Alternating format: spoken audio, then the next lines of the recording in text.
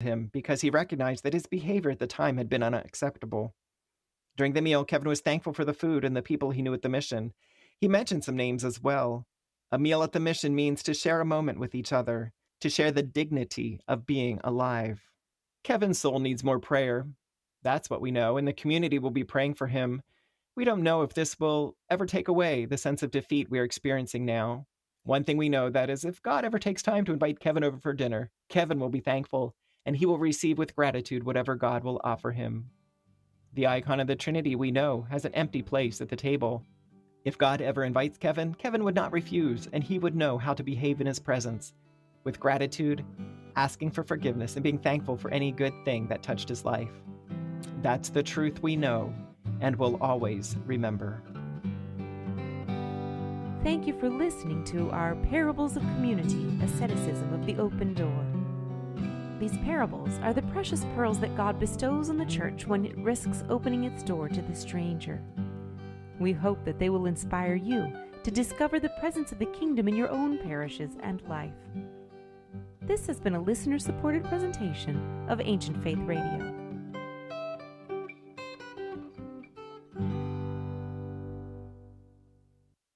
Glory to Jesus Christ, glory forever. You're listening to AncientFaithRadio.com.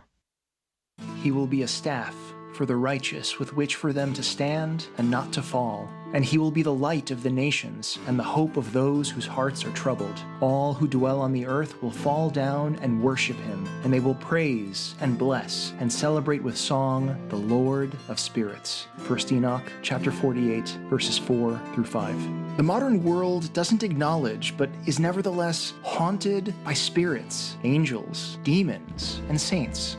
In our time, many yearn to break free of the prison of a flat, secular materialism, to see and to know reality as it truly is. What is this spiritual reality like? How do we engage with it well? How do we permeate everyday life with spiritual presence? Orthodox Christian priests, Father Andrew Stephen Damick and Father Stephen DeYoung, host this live call-in show focused on enchantment in creation, the union of the seen and unseen as made by God and experienced by mankind throughout history. Welcome to the Lord of Spirits. Good evening. It's the 33rd episode of the Lord of Spirits podcast and the last episode of 2021. My co-host, Father Stephen DeYoung, is with me from Lafayette, Louisiana, and I'm Father Andrew Stephen Damick in Emmaus, Pennsylvania. And if you're listening to us live, you can call in at 855-AF-RADIO. That's 855-237-2346. Matushka Trudy will be taking your calls tonight, and we're going to get to those in the second part of our show. So when the prophets ascend in heavenly visions, they see the divine council, the throne of God, the cherubim, the seraphim, the angels, and a man. And sometimes outside of prophetic visions, that man shows up on earth, and he talks and even eats with people. Who is this man in heaven? Who is this man from heaven? Well, tonight we're going to wrap up our four-part series on the Christology of the Old Testament. In our first episode, we looked at the title, The Angel of the Lord. In the second, it was the Word of the Lord, or the Word of God. And last time, we looked at the phrase, the Son of Man. All of these appear in the Scriptures and get used by the Fathers and the divine services. So tonight, we're going to look at, well, almost everything else from the Old Testament where God appears in some kind of physical form, but especially in a human form to us, his creatures.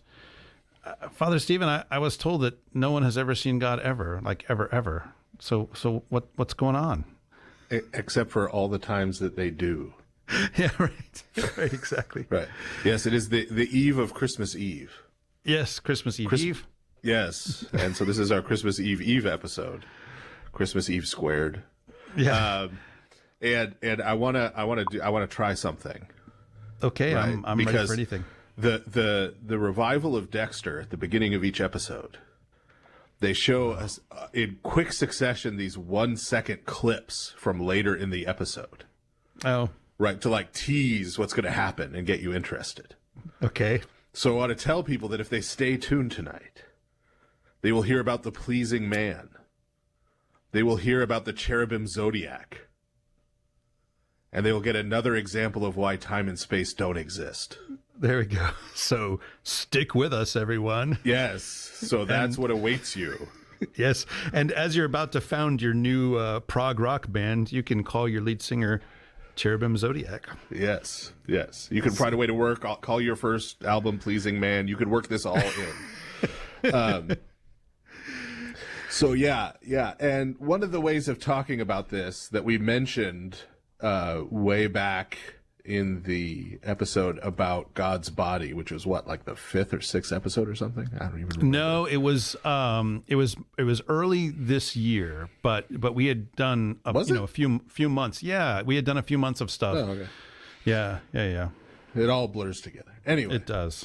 So we talked about this term that was used, well, sort of attempted to be repurposed by St. Mark the Ascetic, or sometimes called St. Mark the Monk, Kyriakos Anthropos in Greek. Yeah, he shows up in the Philokalia, right? Right. And that gets sort of brought through Latin as the dominical man or the lordly man is the idea. Now that term, I say he attempted to repurpose it because that term was used by the Apollinarians to describe sort of their composite Christology. Yeah. Right.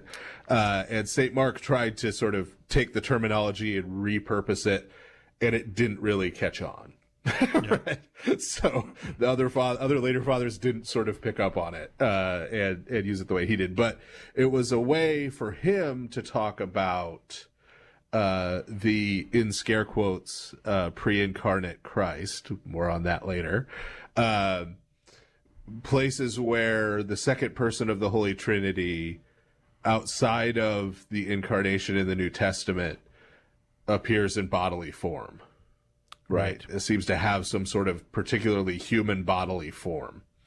And that was a term, which I think if the Apollinarians hadn't already used it, probably would have caught on and been helpful. But yeah, I mean, it's a pretty good phrase. Kyriakos, just reading it literally, Kyriakos Anthropos, lordly man, or, yeah.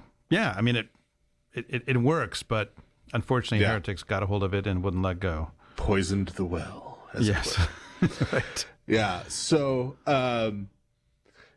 tonight we're going to kind of be going through some passages in some detail, as is our wont, because there are a few sort of key passages, and as you also mentioned, this is kind of the last 3 episodes were very for us tightly themed.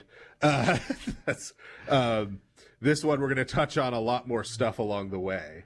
That's maybe not directly related, but because we're going to be working through these passages, there are going to be other sort of related things that come into play that we'll talk about. And yes, although I should say, by the way, though, we did get a comment from someone that described our last episode as, quote, a rather tortuous and winding journey around the issue.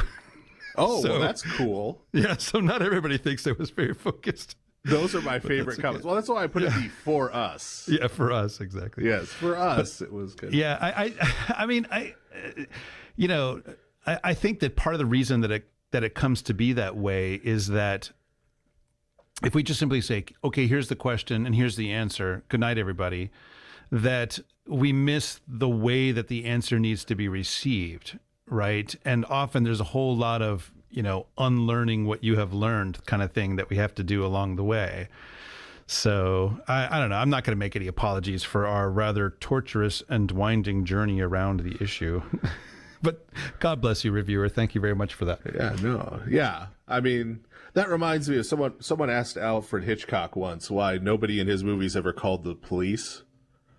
And he said, because then the movie would be over in 5 minutes and that would be boring, right. Was his response, right? Right. So, yeah, come on, man. How it should have ended, Lord of Spirits edition. Yeah, have some fun. Have some fun with it. Exactly. We're all here to have a good time. And that's right. Hear song lyrics from They Might Be Giants. Why can't you? Get Trudy home late for dinner. Yeah. Right. Yeah. Right. That's our goal. So okay, well... back to Daniel 10. Back to Daniel's prophecy, I should say. Back to Daniel, yeah. Yeah. So the first one of these texts that we're going to go through in some detail is from Daniel chapter 10. We spent a lot of time in and around Daniel 7 last time, and we've sort of gone through Daniel 7 from 3 or 4 different trajectories by this point. But Daniel 10 is less read. We have touched on it before, actually, way back in one of the early episodes, but I won't guess which one because apparently I'm way off. So, in the before times. Yeah. So way back in the long ago time, we briefly touched on it, but we're going to now go through it in some detail because this is one of the, I wouldn't go so far as I did last time. I mean, Daniel 7 really is, for the sort of eschatological Son of Man figure, is the locus classicus for discussing it. But Daniel 10 is not really the locus classicus for discussing the heavenly man, but it's one of the most significant passages for this discussion. Yeah. So that's why we're starting there. Right. Okay. Well, I'm going to read the passage. And this is, you'll hear this is Daniel speaking. In the 3rd year of Cyrus, king of Persia, a word was revealed to Daniel, who was named Belteshazzar. And the word was true, and it was a great conflict. And he understood the word and had understanding of the vision. In those days I, Daniel, was mourning for 3 weeks. I ate no pleasing food, no meat or wine entered my mouth, nor did I anoint myself at all for the full 3 weeks.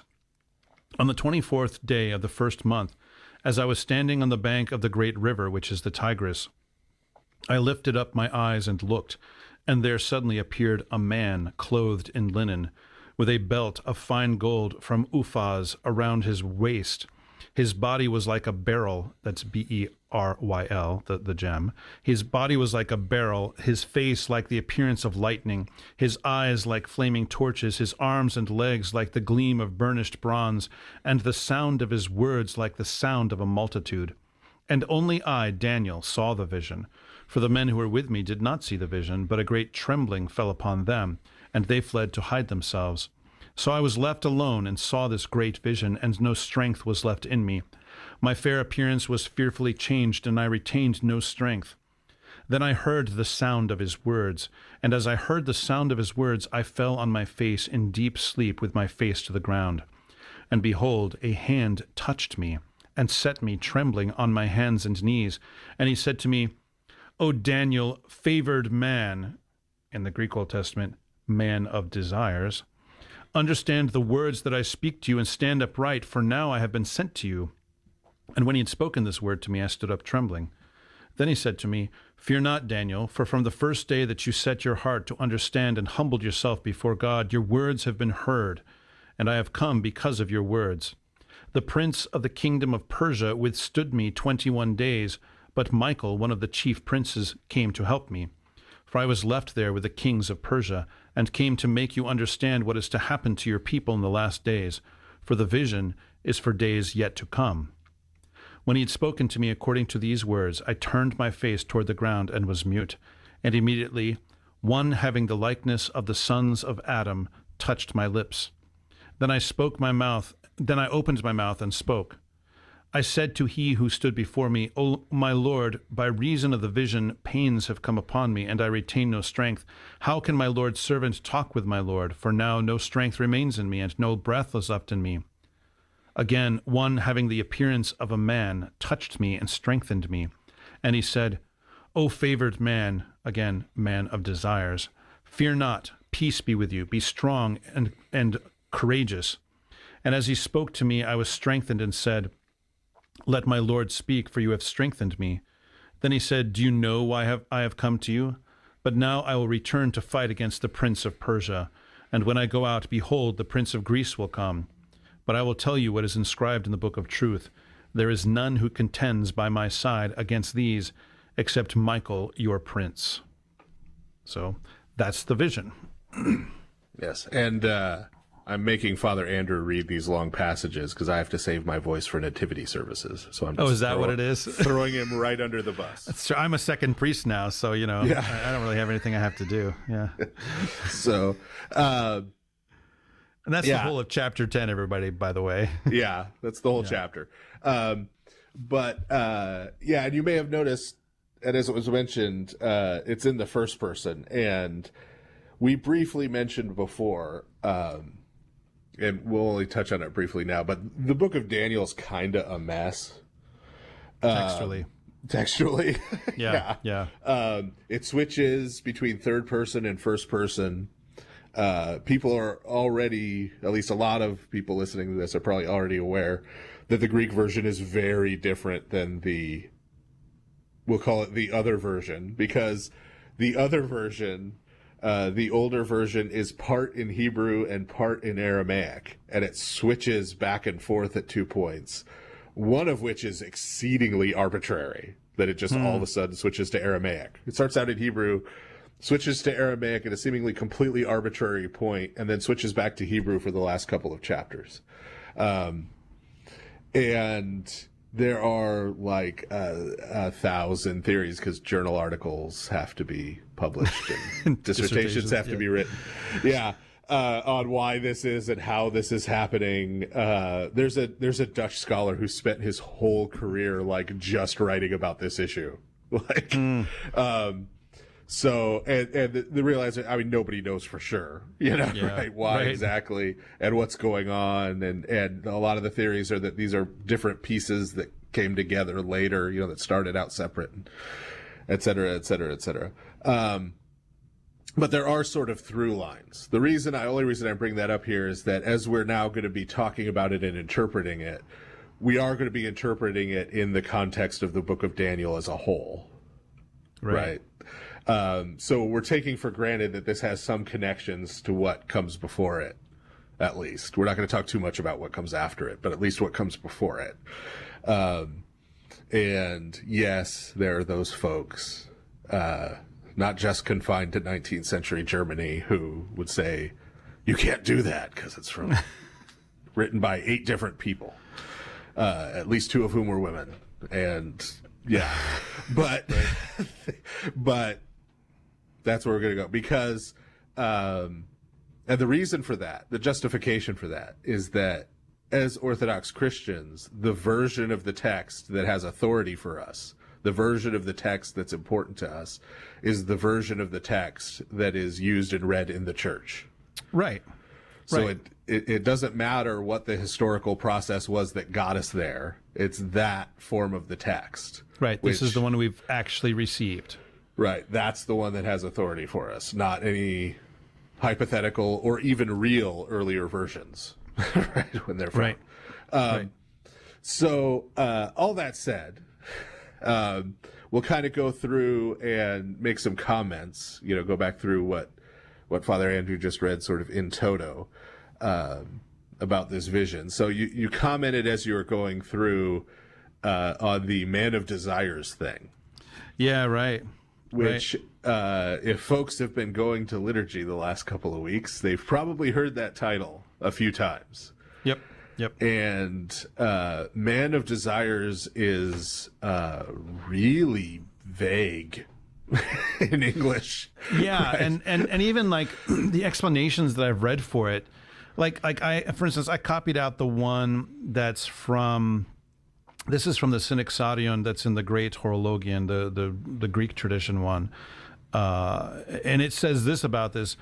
Daniel, whose name means God is judge, in case everybody was wondering, was called man of desires by the angels that appeared because he courageously disdained every desire of the body, even the very bread that is necessary for nourishment, which that seems like opposite of what it means. Like man of desires would seem to mean a man who has a lot of desires, but this is actually about him denying those desires.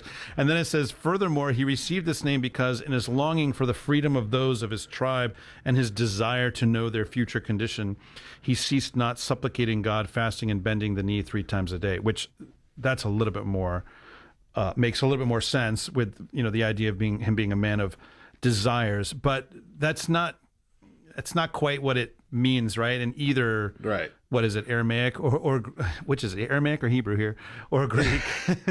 Aramaic or Greek, depending on which version you're reading, right?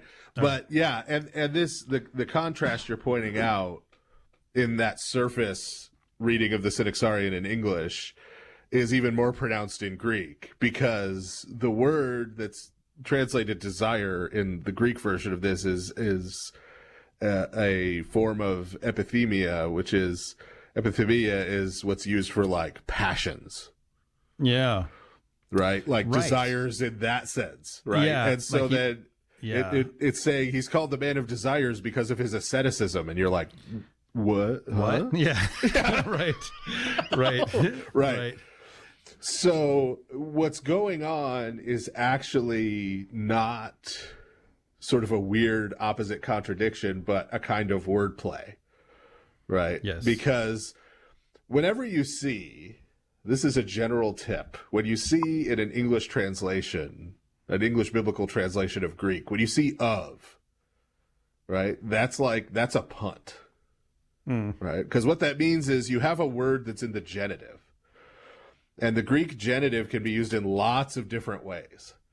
Right? But when you have a committee translating something, all those people on that committee disagree about which way you should translate it in this particular instance. And so you end up we'll just put of, okay? Is everybody right? Like, is everybody happy with that? Right. So that should tell you that there's some, anytime you see an of like that, like man of desires, you know, there's some further interpretation that needs to take place that hasn't yet. Right. Right. It's a good marker. So the idea behind both the Aramaic here and the way the Greek is used is not that this is a man who possesses desires or who is filled with desires or passions, but this is a man who is pleasing or who is desired. Yeah. Right? It's a desirable man Right. is sort of the idea. Or a man who is favored, right? That kind of idea, pleasing or favored man, right? And so the idea that's going on sort of behind the English of the Synaxarion is the idea that, right, this play that Daniel cut off the pleasures of this world and became pleasing to God. By these means. And then Right. there's a fun sort of wordplay where it talks about he eats no pleasing food when it's Right. talking about his asceticism there in the scripture, you know, or no Daniel 10. desirable in the Daniel 10. Yeah. What's translated there is, I ate no pleasing food, no meat or wine entered my mouth. The word pleasing there is the same word. Right. So this wasn't food that had lots of passions and desires. Right? The food was just laying there. That would be that's a different episode. Yeah. That's an episode of Veggie Tales or something. I was gonna say it was a reference to cannibalism, maybe, but Yeah. It's always werewolves with you. Anyway. yeah, So it's this kind of idea that in the way that like meat and wine, right, would be the pleasing food, the desirable food, right? Right. He made himself pleasing to God by cutting off those things that would please himself. pleasing food. Yeah, Right. So that's what the Synaxarion is doing. That's what's going on with this man of desires title. gotcha. Right? That we hear over and over again. And so relatedly, as we just talked about, right, notice that Daniel here is trying to receive this vision. He's seeking wisdom from God, right? This kind of prophetic wisdom. And in order to do that, he's practicing asceticism, right? This is not just this Christian innovation. This is not something that comes from Platonism or Gnosticism or something, right? This is Jewish man living in exile, practicing asceticism. And even the way he fasts will be kind of familiar to Orthodox Christians, because it's not that he just doesn't eat anything, Right. right? It's that he cuts out certain pleasing foods, in this case, meat and alcohol, Yeah. Right. He doesn't eat certain kinds of things. right? The most pleasing things, right? He goes for a simpler, sparer diet, right? In order to focus on prayer, in order to seek this wisdom from God. And then that prayer is answered. And so the way in which that prayer is answered is that this man appears to him. Right? He lifts up he's by the river. He's by the Tigris River. And he looks up and there's a man there.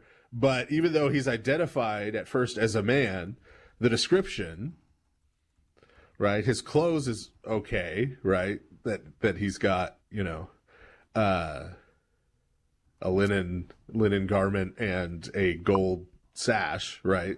But then his face is like lightning, his arms and legs are like, burnished bronze, right? So yeah, that's not saying he's gems and metal and yeah. This isn't describing like Doc Savage or anything. This is wow. See, that was Yes. one I got. Thank you very Man much of Bronze, Yes. right there. Anyway, yes, Doc Savage. Yeah. Savage. Anyway, so, but it's also clearly not your run-of-the-mill human, right? Right. It's not just he looked up and another prophet came walking by. He's definitely deeply weird and sort of spectacular looking. Right. Yeah. Right. Yeah. And there is another place in the Bible where someone else has a vision and sees a very similar looking man. Where could it be, Father Stephen? That's in the book of Revelation. Right. So Revelation chapter 1, verses 12 through 15. This is the Apostle John now speaking. Then I turned to see the voice that was speaking to me, and on turning I saw 7 golden lampstands, and in the midst of the lampstands one like a son of man, clothed with a long robe and with a golden sash around his chest. The hairs of his head were white, like white wool, like snow. His eyes were like a flame of fire. His feet were like burnished bronze, refined in a furnace, and his voice was like the roar of many waters. Right. And so you may have noticed that's similar, but not quite the same. Right. And Yeah. this is one of these interesting little things. This is a rabbit trail. We won't go all the way down. But we'll stick a foot in it. Yeah, we'll dip our toes in the Tigris River. So this is not, St. John is not here in Revelation chapter 1 sort of just referencing the Greek of Daniel 10. Yeah, it's not a quote. Right. He seems to be, because there are sort of weird differences between the Greek and the Aramaic of Daniel 10. He seems to be citing the Aramaic in Greek. Right. Doing his own translation. Right, his own translation from Aramaic into Greek. And that's why things sound really similar, but they're not sort of identical, because when if you're translating directly from Aramaic into English and then from Aramaic to Greek to English, the English you get out of those two processes isn't going to match. Exactly. Right. But that's what's going on here. And that, by the way, strongly implies that whoever wrote the book of Revelation was a first language Aramaic speaker. Yeah. Like somebody from Galilee. I'll just leave that there. So this is, and this isn't, right? Let's be clear. St. John is likewise having a vision. Right. In the He's same not way just that reading Daniel. Right. And sort of doing a remix, right? Yeah. It's that he's having a vision and he's seeing something very similar to what Daniel is seeing. But because, of course, he's steeped in the Daniel tradition, when he goes to write it down, he's putting it in similar terms, and seems to be translating on some level. But it's not, again, it's not just him quoting, right? He's actually having a vision. And I think, just as a side note, just like you said, the version of these books that we receive as canonical are the versions that we receive. We also have to receive them as having integrity of their own and not just say, well, I don't think he really had a vision, because he says, I had a vision. It's like, well, if you're just going to say you're a liar, then why are we bothering to read this book? But, I don't know. Yeah, not a liar. Right. So the question then, and the fact that we've brought up the Apocalypse of St. John probably gives away the answer we're going to come up with, by making this connection that we just made. But the question then is, who dis, right? Who Who is this man? Who is this looks man? like a statue at the same time. Yeah. Yeah. Who Daniel sees. I will throw in one little. I'm definitely not following this out, but just for those of you who might want another little data point, in terms of St. Paul receiving a prophetic call on the road to Damascus rather than being a quote unquote convert. Notice what Daniel says right after he describes the man he saw. He says, "Only I, Daniel, saw the vision, for the men who were with me did not see the vision, but a great trembling fell upon them." Compare that to how St. Paul narrates what happened to the other men who were with him on the road to Damascus. Yeah, pretty much the same. And I mean, there's stuff like this that happens in various places, like where Christ, speaks to the voice of the Father speaks to him. And of course, John writes it down what he said, and then it says, "But some said it thundered." Like this is a thing that happens every so often. Yeah. Yeah. So that little tidbit being thrown out there. That's the cheap present that goes in your stocking, I guess, before you get the real presents that we're going to get into now.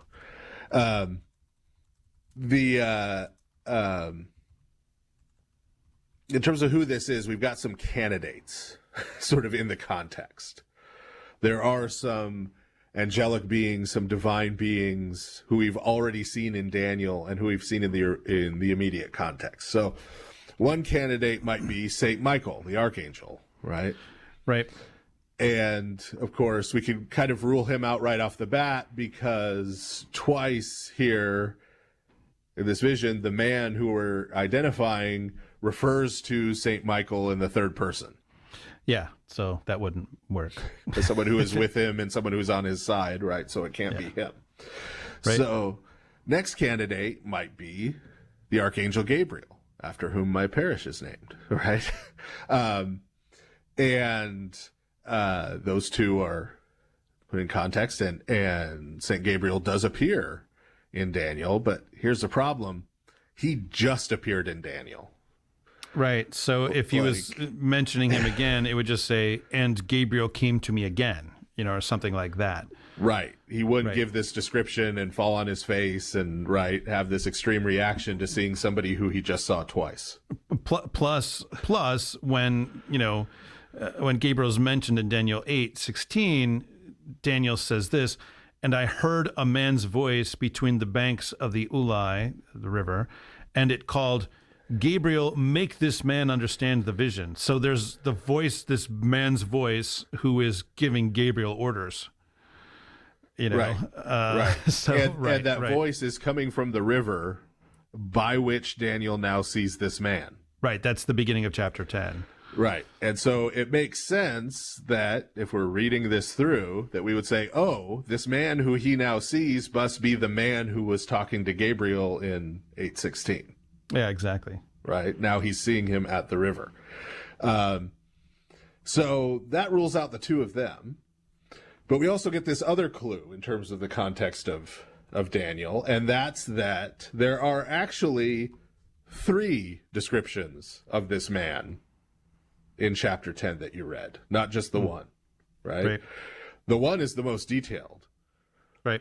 But then twice after that, he's described, right? And in the other 2, the first one is that he's one having the likeness of the sons of Adam. And in Greek, it has one having the likeness of a son of man. Son of man, yep. Right, which, I mean, those are commensurate, right? Because Adam is the word for man. Right. See, as we talked about previous last episode. Time. Yeah. See the tortuous, winding road of our last episode. And then after that, he is again referred to, right? Again, one having the appearance of a man. Yep. Right? So this man appears both in this kind of heavenly fashion, right? That that we also see paralleled in Revelation, and that as we go forward tonight, we'll see paralleled other places as well. But he also appears just as someone who looks like a human, right? Which is what we saw in Daniel 7 last time. Right. So you've got both this spectacular, divine appearance, and then he also looks like a man. Right. You know? So it's a heavenly appearance and it's a human appearance. Right. And when St. John sees this same man with the same description, it is the appearance of the heavenly Christ. Right. Whom St. John had also seen as a man. Right. Yep. So you've got his gospel showing him as a man and sometimes as God. Although he is clear, he is both the whole time. Let me just clarify that. Yes, and then of course he's also in Revelation much more of a divine appearance. But again, he is also man in Revelation. There's just these different emphases between the two accounts. Right. Right. Yep. And so if we come to the conclusion then, or at least we posit the hypothesis that this is Christ, right? This is the second person of the Holy Trinity. This is God the Son, right? Who Daniel is talking to. That raises questions about the end of the chapter that we read, right? Yeah, there's all this stuff about him battling the Prince of Persia and St. Michael coming to give him a hand. Right. And no one but Michael coming to give him a hand. Right. No one but Michael being on his side. And you would say, well, if this is God the Son, if this is the second person of the Holy Trinity, number one, why would he need an angel's help? Right. Isn't he just God? And number two, why can't he just, curb stomp this demon and move on? Right. Right. Why is there even a battle going on? Right. And so we have to take this within the context of not just Daniel, but of the Old Testament as a whole, and sort of where we are in sort of the movement and sweep of the entire Old Testament, right? Right. So, thinking back now to the first of this series of 4 episodes where we talked about the angel of the Lord, there's a bunch of times where the angel of the Lord not only appears and talks to someone, but actually fights in battles and, fights alongside and leads the armies of Israel, right? So you've got this image already exists as a warrior image. It's already a thing, Right. in Scripture, yeah. Right, and that place, right, that the central place where that occurs is in the Torah at the time of the Exodus. Right. Right. A bunch of spots around there, right? Yeah. Like when it says that God is a man of war. Available now. It's stored on ancientfaith.com. Yeah. Sorry. Had to put that one out there. Thank you, Good book, Stan. everybody. Good book, everybody. So, Excelsior. So that happens around the Exodus. So as we've talked about on the show before, what's happening at the Exodus, right? So the nations, right? God has, because of his holiness, because he doesn't want to destroy humankind again after the flood, has withdrawn from the world, has placed these angelic beings over the nations. Those angelic beings have rebelled, and as we hear here in Daniel 7 or Daniel 10, Saint Michael's the only one who stayed loyal, who is the sort of patron and guardian angel of Israel itself. Yeah. But so at the time of the Exodus, right, the people of Israel are in Egypt and they're enslaved in Egypt. And that's not just physical slavery, right? That's included, but that's also spiritual slavery. Because remember, at the time of the Passover, God says he's going to render judgment against the gods of Egypt. Right. Not just against Pharaoh and his crew. Right. And so they have to be delivered from those spiritual enemies and then brought to the land. So by the time we get to Daniel is living in the Babylonian exile. Yeah. Right. So the people in their disobedience, right, have suffered, the people of Judah have suffered the curses of the covenant. They've gone back into exile. The Exodus has been undone. They're now again living in a foreign land under a foreign oppressor, including their gods, under these foreign gods, right? Yeah. The Prince of Persia, right? And pretty soon the Prince of Greece is going to come through, right? And they're back in this situation. And so this is why when you read the exilic prophets, including Daniel, the hope is that there's going to be this new Exodus that's going to end the exile. Right? And bring them back. And if there's going to be a new exile and they're going to be brought back, then that means once again, the angel of Yahweh, the Yahweh angel, right? who is Yahweh himself, is going to need to come and lead them into battle to defeat and battle against Israel's enemies, right? Judah's enemies. And so what this is saying, what's being talked about here by the heavenly man when he talks to Daniel about this battle he's engaged in with the Prince of Persia and then the Prince of Greece, is that salvation, that new Exodus, that new Passover, that new Pentecost that are coming is already in motion. We're in media res right now, right? So the gospel is in process, right? Yeah, right. And like one of the things that's said in the vision where God speaks to Daniel is he says that this is about, I can't remember exactly where it is, but he says this is about the future. This is things to come, right? So there's this sense of it's not just talking, it's not talking about the Exodus from Egypt, for instance, but it's also not just talking about presumably return from Babylonian exile, but as we talked about last time in particular, this is way bigger than all of that. Right. Yeah. Right. This is the big defeat of of all the false gods. Because it's not enough, right? This is why there's a promise of a new covenant, right? Yeah. Because just reinitiating the old covenant would have just been restarting this whole cycle anew. Right. Where Israel sins again and goes back into exile. Right? Just like you see that cycle play out a dozen times in the book of Judges, right? That's not enough, right? So this is why it's fulfillment. It's filled to overflowing, right? This time it's a new covenant. That's an everlasting covenant, right? That's going to not just manage sin, but it's going to deal with sin once for all. It's not going to just manage death. It's going to do away with death, right? And so which then explains a lot of the language in Daniel 7 about this kingdom having no end. Right. Yeah. And this is in motion. And we're not going to go through all of these chapters of Daniel, but this is the context in which the time when Christ's birth is going to be is predicted pretty close to the year. Right?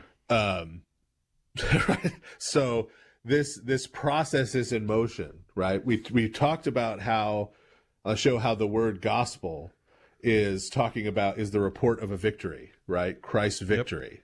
And we talked last time with the Son of Man. There's this victory that's won over these demonic powers, after which Christ is enthroned and all power in heaven and on earth has been given to him. Well, what Christ is saying here to Daniel, right, is that the opening skirmishes of that great battle, right, the beginning of that second greater fulfilled Exodus is now in motion. And that's going to culminate then in the victory of Christ that we see unfold in the Gospels. Yeah, because he's taking on directly these principalities that are over these pagan nations. The Prince of Persia, the Prince of Greece. Yeah. Yes, they're being dealt with. Indeed. Right. So I mean, these prophecies in Daniel are related ultimately then to this eschatological victory, which, is why then you see this stuff appearing again in St. John's Apocalypse at the end of the New Testament, because this is about the culmination of all things. This is about the great victory of Christ over his enemies. Right. So, all right. Well, that is the first half of tonight's episode of The Lord of Spirits, and we're going to take a short break, and we'll be right back with the second half. Father Andrew Stephen Damick and Father Stephen DeYoung will be back in a moment to take your calls on the next part of the Lord of Spirits. Give them a call at 855-237-2346. That's 855-AF-RADIO.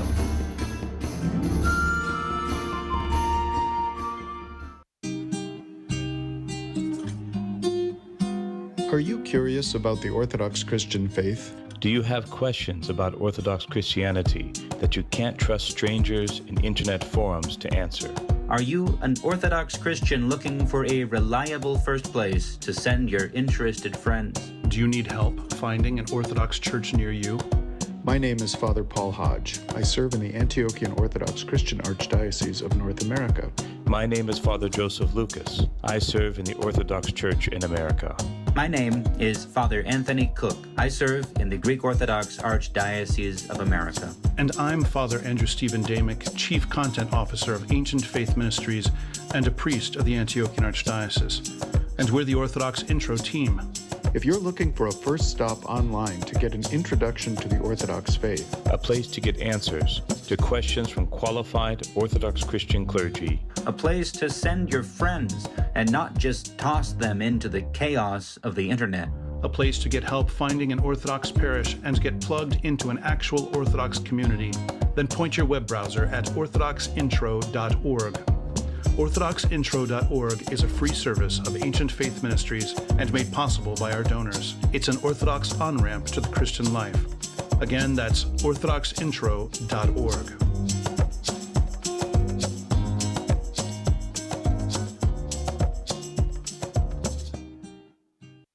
We're back now with the Lord of Spirits, with Father Andrew Stephen Damick and Father Stephen DeYoung. If you have a question, call now at 855-237-2346. That's 855-AF-RADIO. Welcome back. This is the second half of the show, and it's where we begin to take your calls. So give us a ring. We'd like to hear from you. Just like the voice of Steve said, 855-AF-RADIO or 855-237-2346. So we just took a little romp through Daniel chapter 10, pretty much the whole chapter. And we've got a whole lot more now to look at. This episode, we're going to just be looking at a whole bunch of scriptural passages. So strap in, everybody. Yeah, but if you tuned into this show and you're not interested in the Bible, I'm kind of not sure why. Yeah, right. What are you doing here? Yeah, yeah, right. Came to the wrong place. Yeah, exactly, exactly. So, all right. Well, okay. So what's the first thing that we're going to look at here? Another one of the prophets? Yes, we're actually going to be looking at several more of the prophets here, but. Yeah, this is where, as we said, nobody ever sees God and lives except for when they do. And so we're going to go through some times when they do. Yeah, and the point, okay, so we're not like trying to contradict that line from the scriptures. That is a line from the scriptures. And this actually came up in a lot of questions we got, especially after our last episode. People were like, well, maybe no one really does see God, but the point is that when the scripture says that you can't see God, it's not creating an absolute rule that always applies in every possible way. It's referring to a certain way, that in which you don't see God, because then you've also got not only, as we were talking about, appearances of God where people were in instances where people do see God, but then you even have direct addresses of it, like where, the Lord says, blessed are the pure in heart, for they shall see God. Right. So, I mean, he actually addresses it outright. So we can't say, well, these are places where people aren't really seeing God, because Christ says you can see God. Right. So obviously when the scripture says these things, it's talking about different things. It's not exactly the same thing being addressed here, but more on that later, right? Right. So right, yeah. So we're not nobody can see God and live except when they do. Is not saying that first statement isn't true. It's trying to deal with what we actually have in the scriptures. So right. In Exodus 33, where God says, "No one can see my face and live," just a few verses earlier in the same chapter, it says that he spoke to Moses face to face. Right. That's not an editing error.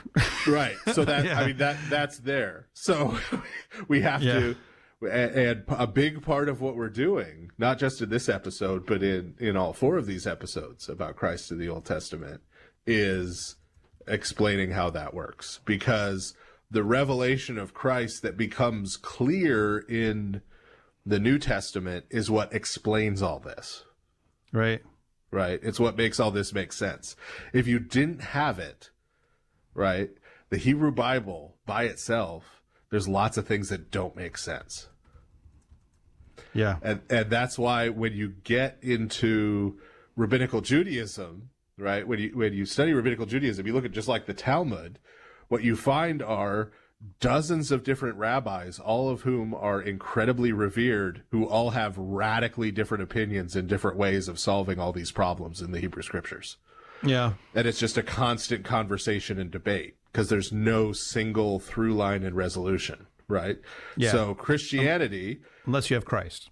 Right. Right. Christianity has a through line that connects all this and explains all this. Yeah. Now, if you ask... I was going to say, to be fair to... our Orthodox Jewish friends, they would say that's not a bug, it's a feature of their religion, that it's a constant discussion and debate and framing. Sure. Right? Okay. Right. I would say, right, that clarity, right, because the Holy Spirit is a spirit of order and not confusion, as St. Paul reminds us, that clarity that comes through Christ and being able to understand the Scriptures is, a superior benefit. But that's why I'm a Christian and not an Orthodox Jew, in part. Right. Okay. So, all right. Well, so we've got something from Jeremiah chapter 1, which I'm not going to read that whole chapter to you. We're just going to mention the bits that are relevant to what we're talking about. I mean, tonight. you could. If you, I could. I mean, it's our show. We can kind of do whatever we want, but. But it's okay. If you don't. We're making you read enough. Yeah. So Jeremiah chapter 1, as one might expect, in the first chapter, is talking about Jeremiah's call to be a prophet. Right. And in it, going back to our episode about the word of the Lord, the Debar Yahweh, there's this interesting back and forth where it literally alternates back and forth between the word of the Lord, Debar Yahweh, talking to Jeremiah, and just Yahweh talking to Jeremiah. Right. And it's not presented as there are these two different people standing in front of Jeremiah. Right? It's presented as there's this that the word of Yahweh is also Yahweh, right? But one of the interesting parts of this is that at one point in particular, right, that in verse 9, at this one point in particular, this figure is described in physical terms, in terms of having at least a couple of body parts, right? And the figure who's described as having these body parts is not the word of the Lord, but just the Lord, just Yahweh. The Lord. Yeah. Like in verse 9, it says, then the Lord, and that's Lord in all caps. So then Yahweh put out his hand and touched my mouth. Right. And so because of the language, right, this is really hard to take figuratively. Right. Actually hand can be used. You can say, oh, the hand of the Lord was upon him. Oh, well, that's metaphorical, right? But this is literally, he reached out his hand and touched my mouth. There's not really a good metaphorical way to take that, right? It's describing the extension of the arm, right? Yeah. So there is a figure who is Yahweh, who has at least an arm and a hand, standing in front of Jeremiah, right, speaking to him. And this is involved in his prophetic call. Right. Yeah. Right. Yeah. So, okay, well, the next passage we're going to look at is Ezekiel chapter 1. Yes. So the whole chapter. The whole chapter. And I mean, I'm not going to apologize because you have to kind of take in all this together. Yes. It's so easy. So many times, like Christians, we read a verse or two, which can be okay, but if you don't read it all together or hear it all together, sometimes you're going to get it wrong then, or kind of off or distorted when you try to understand what it's saying. Okay, so this is Ezekiel chapter 1. Oh, go ahead. Here at Lord of Spirits, we have a 100-year tradition of addressing a certain topic every Christmas. That's right. And it's going to be addressed in this passage. Exactly. So, yay. All right. Okay, so Ezekiel chapter 1. In the 30th year, in the 4th month, on the 5th day of the month, as I was among the exiles by the Chebar Canal, the heavens were opened, and I saw visions of God. On the 5th day of the month, it was the 5th year of the exile of King Jehoiakim, the word of the Lord came to Ezekiel the priest, the son of Buzi, in the land of the Chaldeans by the Chebar Canal, and the hand of the Lord was upon him there. As I looked, behold, a stormy wind came out of the north, and a great cloud with brightness around it, and fire flashing forth continually, and in the midst of the fire as it were gleaming metal. And from the midst of it came the likeness of 4 living creatures, and this was their appearance. They had a human likeness, but each had 4 faces, and each of them had 4 wings. Their legs were straight, and the soles of their feet were like the sole of a calf's foot, and they sparkled like burnished bronze. Under their wings on their 4 sides they had human hands, and the 4 had their faces and their wings thus. Their wings touched one another. Each one of them went straight forward without turning as they went. As for the likeness of their faces, each had a human face. The 4 had the face of a lion on the right side, the 4 had the face of an ox on the left side, and the 4 had the face of an eagle.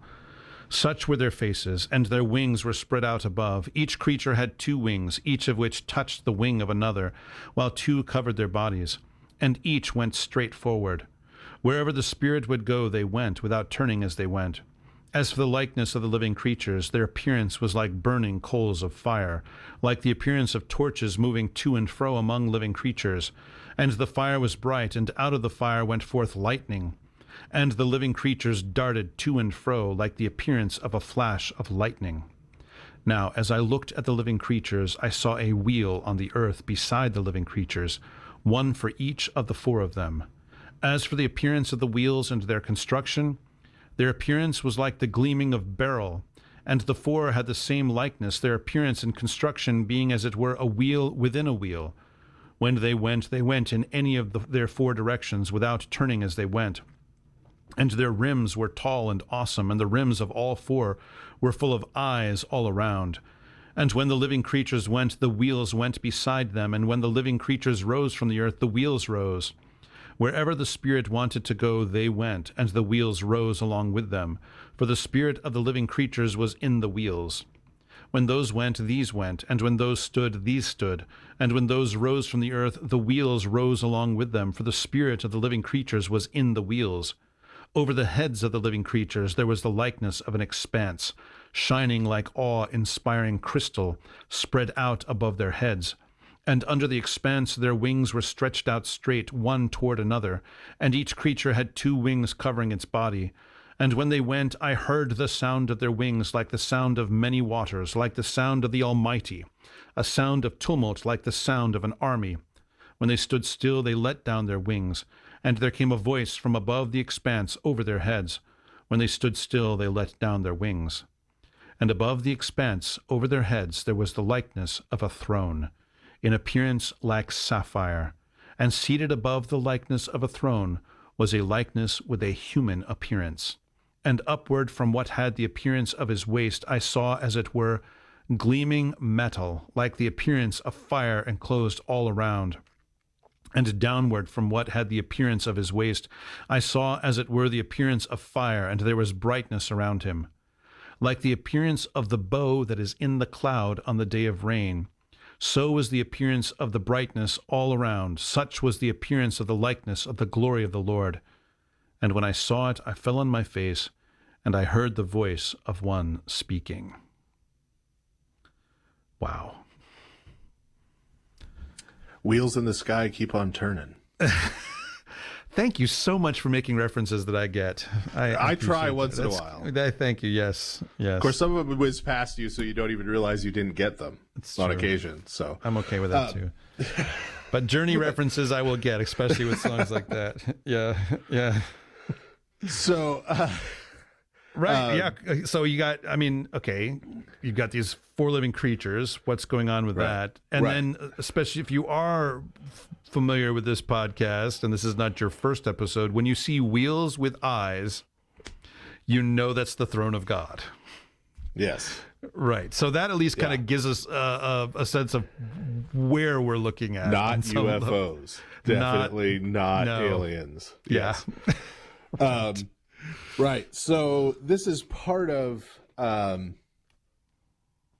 we've talked a lot about throne chariot stuff, Merkava stuff on this podcast. So people are familiar with the idea of the throne chariot. This is particularly emphasized with Ezekiel because remember, Ezekiel, like Daniel, is in exile. He's a prophet of the exile. And so Ezekiel literally sees the throne of God, the throne chariot of God, leave the temple before it's destroyed. Yeah. Right. And the idea here is that God's throne is sort of mobile, right? And therefore can encompass the whole of the earth. Right. So he's not like a local territorial God of that strip of land. Right. And he's not just the God of a particular people. Right. But he is the God. Right. He is God of the universe. And this whole description, in ways some more subtle than others, shall we say, or some more difficult to understand for modern readers than others, is aimed at giving that impression that he is the cosmic, universal, most high God, the God of gods. Yeah, right? there's the rainbow, and he's above the sky and all that kind of stuff. Right. And so part of what's going on here that we would be remiss not to mention, given that we have to talk about astrology in our Christmas episode every That's year. right. It's a rule. It's a tradition. Cherubim zodiac. Yes, here comes the cherubim zodiac, as promised. Yes. So we have these 4 living creatures. So the picture, in case people are trying to picture this in their heads, right, is that you have these 4 cherubim, right? These 4 living creatures. That's what cherubim means, is living creatures, right? And picture your Babylonian Sphinx-like things, right? Yeah, the Lamassu. Go Google that up. You can see. Yeah. Right. So, and there are 4 of them facing in the 4 directions. Each of them has 4 faces, right? That face in the 4 directions also, but their wings are touching, right? So that they're sort of in a circle, flying in a circle, right? Facing out from each other with their wings touching, and with their wings making a platform on which is this blue firmament that is the sky. And then the chariot throne of God is on top of that. Yeah, right? Sort of above the heavens, right? So then what are these cherubim about? Well, the clue here, if you're a nerd, is the 4 faces, right? The 4 faces of the 4 living creatures. Right. There's a human face, a lion face, an ox face, and an eagle face. Right. And so what you need to imagine is the Babylonians, like all of these other ancient cultures, had a zodiac, right? They had a set of 12 constellations, right, that they used to track the seasons and the times, right, in the sky. And so within those 12, there were 4 cardinal zodiac signs, right, representing the sort of the cardinal directions in the sky, right, that you would orient yourself by in the sky. And in Babylonian astrology, those 4 cardinal signs were a man, a lion, an ox, and an eagle. How about that? So these cherubim, these angelic spirits, are also constellations. Yeah. And that's why it could talk about the spirits of the constellations being also in the wheels. Yeah. to move them about, right? So these are those 4 constellations. And so this is something that Saint Irenaeus still knew about. Yeah, he picks up on this. Yeah, because there's this famous passage that not a lot of people have read in toto in context, but that a lot of people are sort of vaguely familiar with, which is that St. Irenaeus is the earliest Christian author we know of who talks about these 4 creatures, right? These 4 faces as being connected to the 4 Gospels. Right. And that's something that gets picked up by a lot of later fathers. But what you'll find when you compare the different fathers is they tend to match up different faces with different Gospels.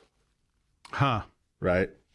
And the reason for that is that's not the basis of the connection. What I mean by that is they did not read those list of faces and say, hey, this sounds like the 4 Gospels. That's not how they got there. Yeah. Right? They got there a different way. And this is that way. If you read the text from St. Irenaeus where he talks about this, he doesn't just say, hey, they're these 4 living creatures, and hey, they represent the 4 Gospels. Though I once saw Rod Parsley talk about this in St. Irenaeus. How has Rod Parsley ever heard of? I was dumbfounded. I guess a book fell off the shelf and landed open. I don't know. I am currently dumbfounded. That was the last name I thought you had mentioned yes. in this context. But wow. So that's not the immediate connection. If you read that whole section, St. Irenaeus talks about how not just the 4 living creatures, but also there are 4 winds. There are 4 corners of the earth. Yeah. Right? There are 4 cardinal compass directions, right? And again, he's not just saying like, hey, here's a bunch of stuff that there's 4 of. Right? But all of those examples, the 4 winds, the 4 cardinal directions, these 4 constellations, right? The 4 corners of the earth, all of those things represent, again, just what they represent here in Ezekiel, this idea of totality of the whole cosmos, the whole right? thing, of the whole world, right? Of wholeness and completion by having the 4, right, together.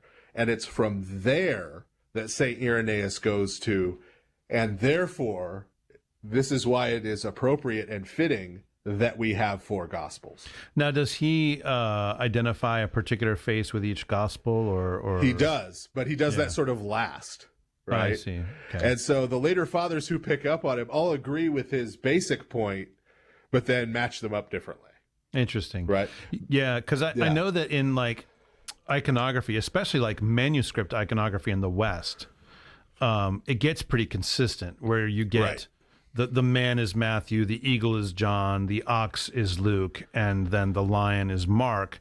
Perhaps most famously depicted, at least for those of us here in the West, in the Book of Kells, where they've got that incredible illumination page that has all 4 of, or actually I don't think it's one page that has all 4.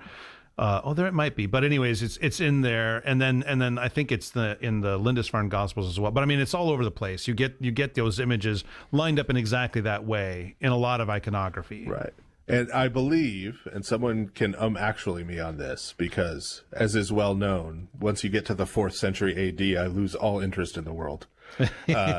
But I believe that that codification is found in St. Gregory the Dialogist, St. Gregory the Great, that particular matchup. And so I find it likely that they're following that. Yeah. And I just looked it up. I was just say I just looked it up, by the way. There is indeed a single page in the Book of Kells that has all 4 of them together.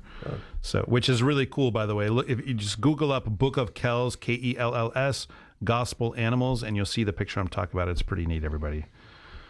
Yeah. Cool. There's also a whole Doctor Who audio adventure where they try to steal the Book of Kells, but that's less interesting and less pertinent. I just thought I would throw it in. How dare they? Yeah, no, I've seen it. I mean, 20 years ago, I went to the UK and I was on pilgrimage, and I went to Dublin, and at Trinity College Dublin, they have the Book of Kells there, and you can go into this dark room, and they'll have, you know, a couple of pages from a couple of the different volumes opened up, and you can actually see it there. And I mean, it's a holy book. Like, it has its own kind of holy presence to it, which you can definitely sense when you go in there. So yeah, I mean, this stuff plays out. It's not just written in a prophecy somewhere, but this stuff plays out in terms of the real depth of Christian culture, you know? Yes. Yeah. This is a pretty firmly, ingrained thing. But Indeed. But the key is that, so this is, I'm going to go ahead and pause to make this general point, right? The way a lot of folks tend to use the church fathers and the scriptures is that, and the ancient Christian commentary on scriptures has done us no favors in this regard, is that people tend to, like, I don't understand this verse or this passage. I will go look up in something like the ACCS. I will go and look up what church fathers say about it. If they all seem to say basically the same thing, then I'll just sort of proof text it and say, well, that's what it means. And if they disagree, then those are like options, and I can choose which one of these I want to hold, right? All of which is bad and an abuse of the church fathers, right? So something like the ACCS could be useful if you use it as like an index, like if you use it to say, hey, here's where I could go look to see St. John Chrysostom talk about this passage, for example, right? Yeah. But what's more important than reading an English translation of what a church father said in a particular homily or a particular theological work with reference to that verse is figuring out why. Right? Yeah. Is understanding how that father got there, right? Because a lot of times, if you just look up what church fathers say about a text, you'll be holding the book sideways, trying to figure out what does that have to do, right? Why is he talking about this, right? There's a great example. We talked about Daniel 10 in the first half of the show. Go look at patristic commentaries on the description of the heavenly man in Daniel 10, and you'll find this incredible amount of ink spilled on Tarshish. Okay. Where was Tarshish mentioned in there? I don't remember that. Exactly. Yeah. In the Aramaic, it's not. Well, it sort of is. It talks about gold that came from a particular place, which is another name for Tarshish, right? In the Greek, it doesn't say gold from Tarshish. It just says he wore a sash of Tarshish. Right? So the church fathers all eventually arrive at, well, it's gold. Right? They all arrive at the same place as our translation, right?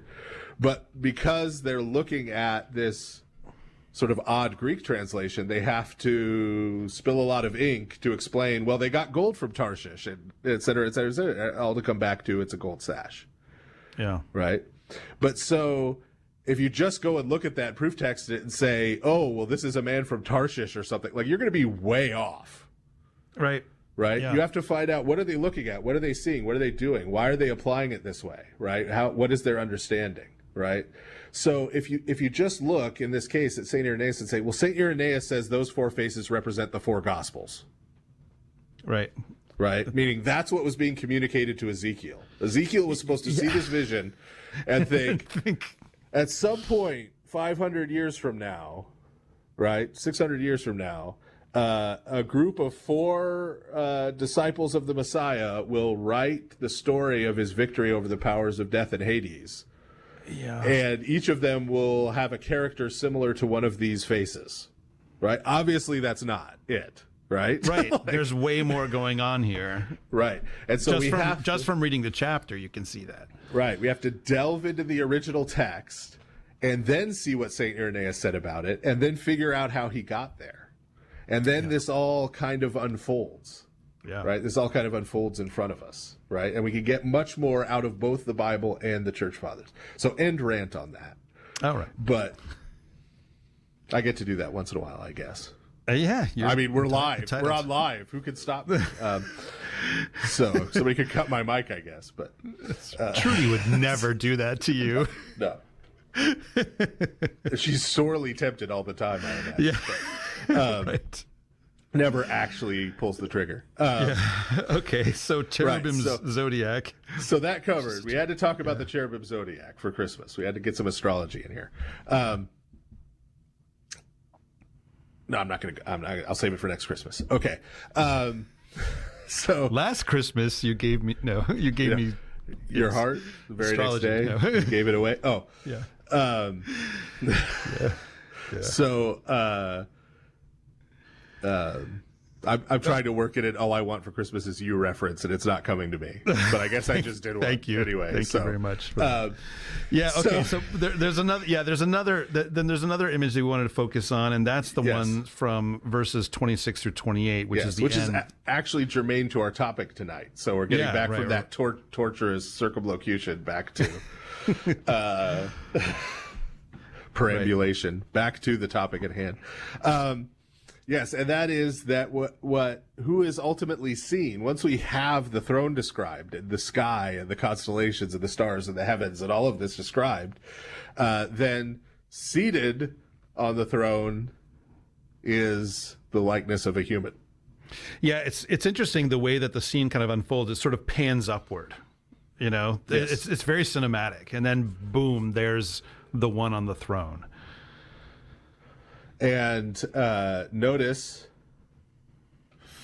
gleaming metal enclosing fire. Yeah, right. Right? This same kind of language as the man Daniel saw, as St. John saw. And there's this brightness of glory around him. Right? Sapphire throne is pretty awesome. Sapphire throne, everybody. And then finally there is that rainbow. And that rainbow takes us back, or forward, back to the future, to Revelation, this time chapter 4. Yeah. So in Revelation 4, verses 2 and 3, this is now St. John, of course, speaking. At once I was in the Spirit, and behold, a throne stood in heaven, with one seated on the throne. And he who sat there had the appearance of jasper and carnelian, and around the throne was a rainbow that had the appearance of an emerald. So more gemstones, and there's an emerald rainbow. You know, whether that means it's all green or not, I don't know. But because I mean, that's what we think of when we think of it as emeralds. But yeah, gems. There's gems in the Bible are a whole thing. They're a whole thing. It's not clear. Yeah, right. You know, whether they line up with our gems. Well, and even I don't remember if I've mentioned this on this show before, but even colors in ancient cultures don't necessarily line up with not just the way which colors we're thinking of, but the way colors are understood. Like, we talked about there not being blue. Remember? Yeah, right. And they can't see blue. And then, or like in forgive me, everybody, if I've said this before, I do not remember, but like yellow in Beowulf is not the color yellow like we think of it. It's really about the way that light plays on things. So that's why water is often described as being yellow in Beowulf. It's not because they had sunlight. super polluted water. It's because sunlight is playing off of the top of it. So yeah. Anyway, colors and gems and stuff. A very interesting rabbit hole. But so once again, though, St. John, right, is seeing the same things that the prophet saw. This includes the heavenly man. So then, this brings us to our next passage. And to pull back the curtain for our listeners, a great moment in our discussion, our pre-show discussion, was when you read, I told you what we were going to talk about in terms of this passage. You read the entire passage and then said, I don't see what that has to do with anything. Right. I mean, it's clearly like there's connections, but I did not make. I did not read this for the reason that we're one of the reasons that we're using this. But anyway, so journey with me into my confusion, everybody.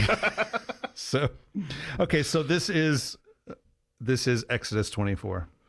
Yeah. Then, and I guess this is God speaking, right? Then he said to Moses, "Come up to the Lord, you and Aaron, Nadab and Abihu, and 70 of the elders of Israel, and worship from afar.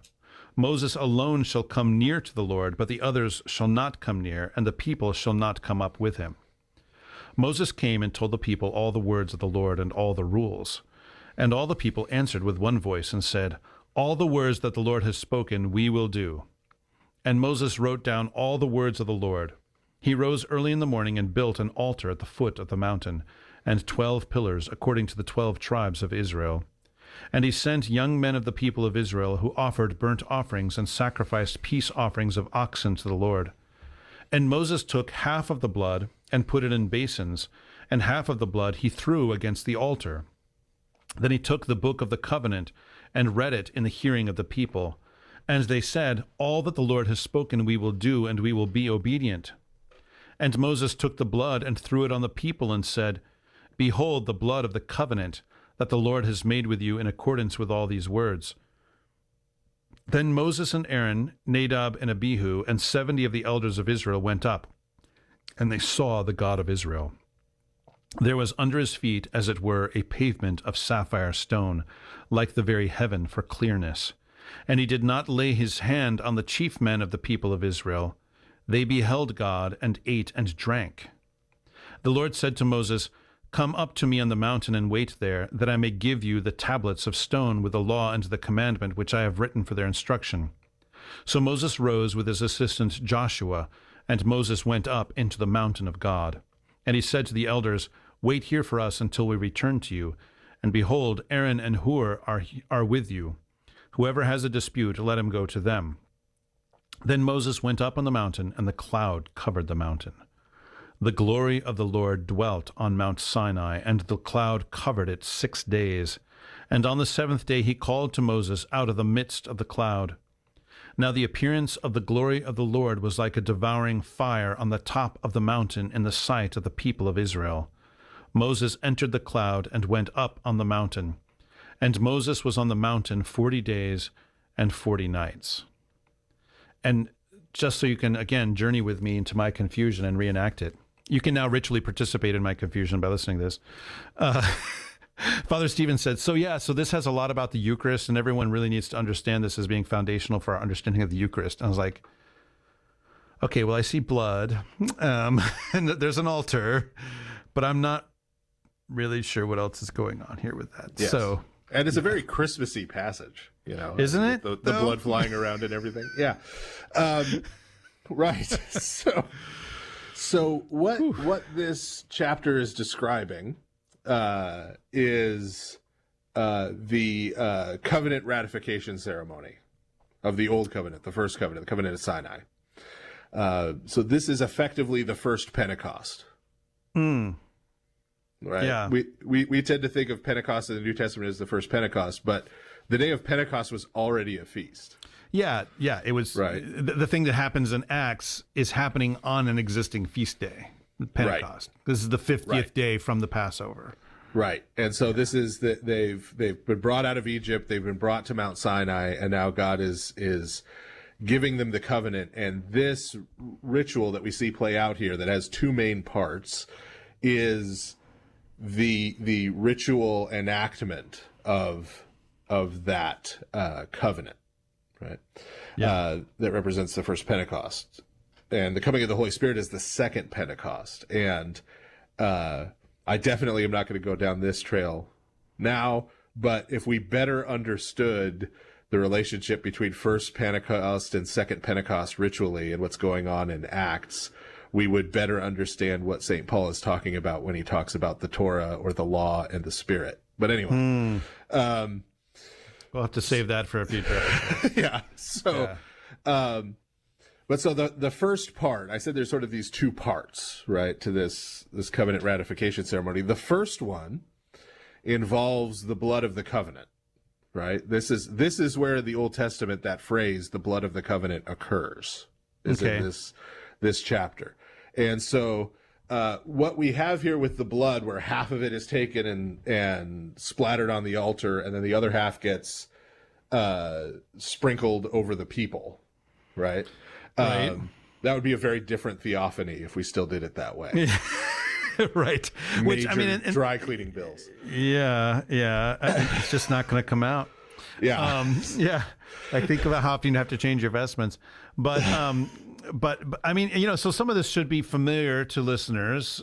Blood sprinkling. It's about purification. It's, right. Yeah, this is a normal part. This is a normal part of sacrifice in the ancient world. Right. But this is a rare case where it's sprinkled on people. On people. And not just on altars and stuff and places. Right. But usually it's used to cleanse objects. Right. So there's this case where it's put on people. There's the ordination of a priest that we'll probably talk about at some later point, where it's rubbed on the earlobe and the thumb and the toe. But there's a tease. What's going on there? But so yeah, that's relatively rare. So what's going on with this? This is an exercise in oath taking, right? And so to help understand what's going on here, we have to go back even a little further back into the book of Genesis. Yes, and this looks at one of the weirdest passages in the Bible that I've had people ask me about for years. Because people tend to ask priests questions, and I was like, I don't know what this is about. I mean, so this is the bit from, I mean, I do now, but this is the bit from Genesis 15, right, where God makes this covenant with Abraham, and part of what goes on in this is various animals are cut into two pieces, and they're laid out, and then you see this torch pass between them, kind of go down the passage that's created by these animal halves being laid out on the ground, and that is just, I mean, from a modern point of view, like, what is going on? Yeah, yeah. Right. Well, yeah, and they're sort of, when they're cut in half, they're butterflied, right? Like, it's bisected, like spatchcocking, and then you cut it. Yeah. And laid on either side, right, opposite each other. And then after that's done, Abraham actually has to wait until nightfall for the torch to show up and pass between them. So it describes him in Genesis 15 having to, like, chase off the vultures and the buzzards. Yeah, don't eat this ritual stuff. Getting at the bisected animals, right? So, yeah. So, what's going on here? Well, the verb that's used for the issuing of a covenant, right, in Hebrew, we've talked about covenants at least a little before on the show, I'm sure. I won't guess what episode again because I'm always wrong. But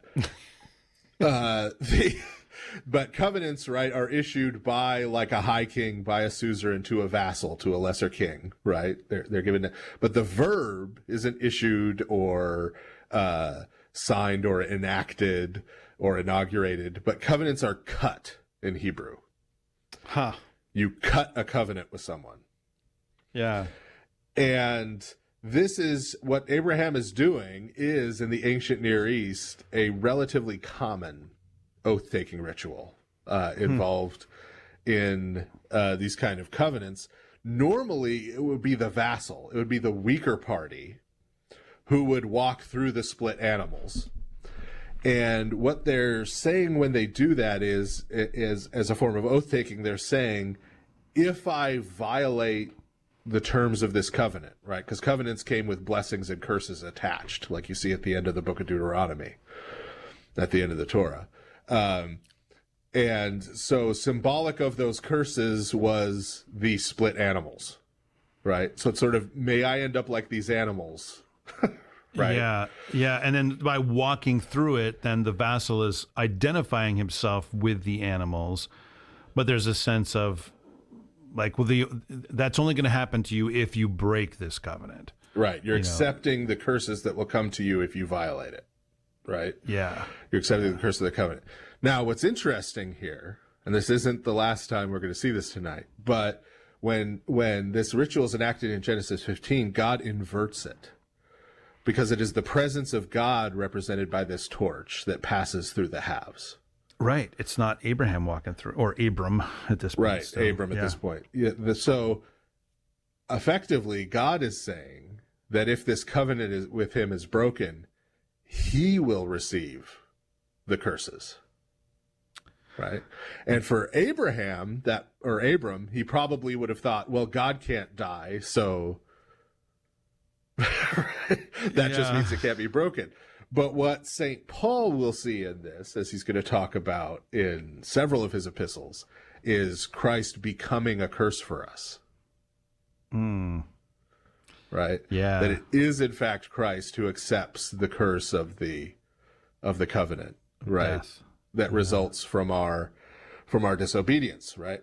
But so that this going back to Exodus, this blood that's thrown on the people, right, they're taking a similar oath, right? Yeah. And you see that in the text, right? Because after he does that, right, he puts it on them. Well, actually, first in verse 3, they say, all the words the Lord has spoken, we will do. He sprinkles them with the blood. He reads it to them again. And they say, all that the Lord has spoken, we will do. We will be obedient. Liars. But anyway. Right. Yes. Right. Narrator. They were not obedient. Yes. And when he's throwing, and then verse 8, when he's throwing the blood on the people, he says, behold, the blood of the covenant that the Lord has made with you, in accordance with all these words. Look at the blood. So the idea is basically we're accepting death if we break it, Right. So this is sort of part one. As we said, there's two parts. Yeah. Part two then comes in verse 9 through 11, where Moses, Aaron the high priest, his sons Nadab and Abihu, who they don't know yet but are not long for this world, see Leviticus, and the 70 elders of Israel, 70 or 72 elders of Israel, go part way up the mountain. Only Moses is going to go all the way to the top, right, to speak to God face to face and receive the covenant. But they go halfway up, these 73 to 75 others, and we're told very bluntly, they see the God of Israel. Right. Yeah, that's what it just says. They saw the God of Israel, and then they see under his feet this pavement of sapphire stones. Right. And notice under his feet, right? So we don't have his body described the way we did in the other prophetic texts we look at, but he does have feet.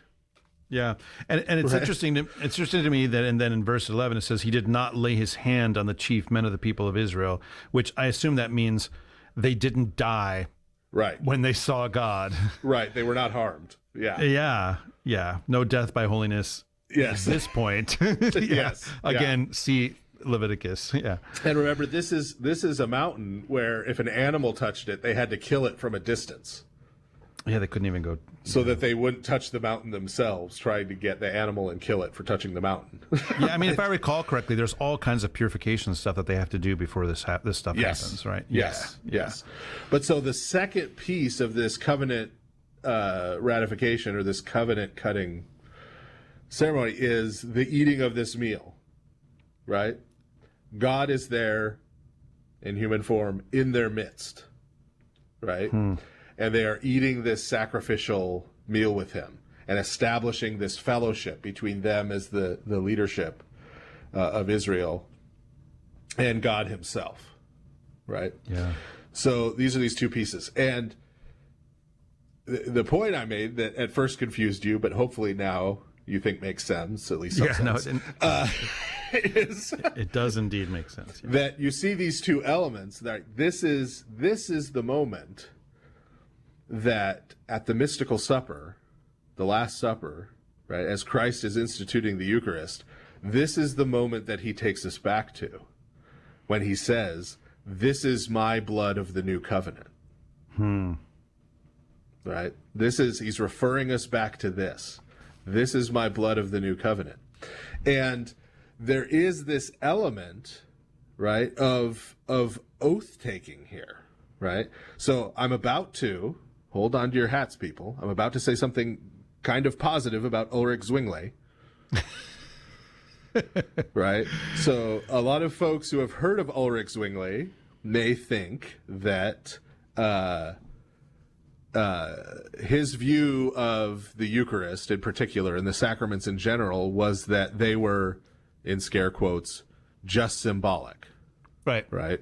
And I Right. did the scare quotes. Don't at me, Jonathan Peugeot.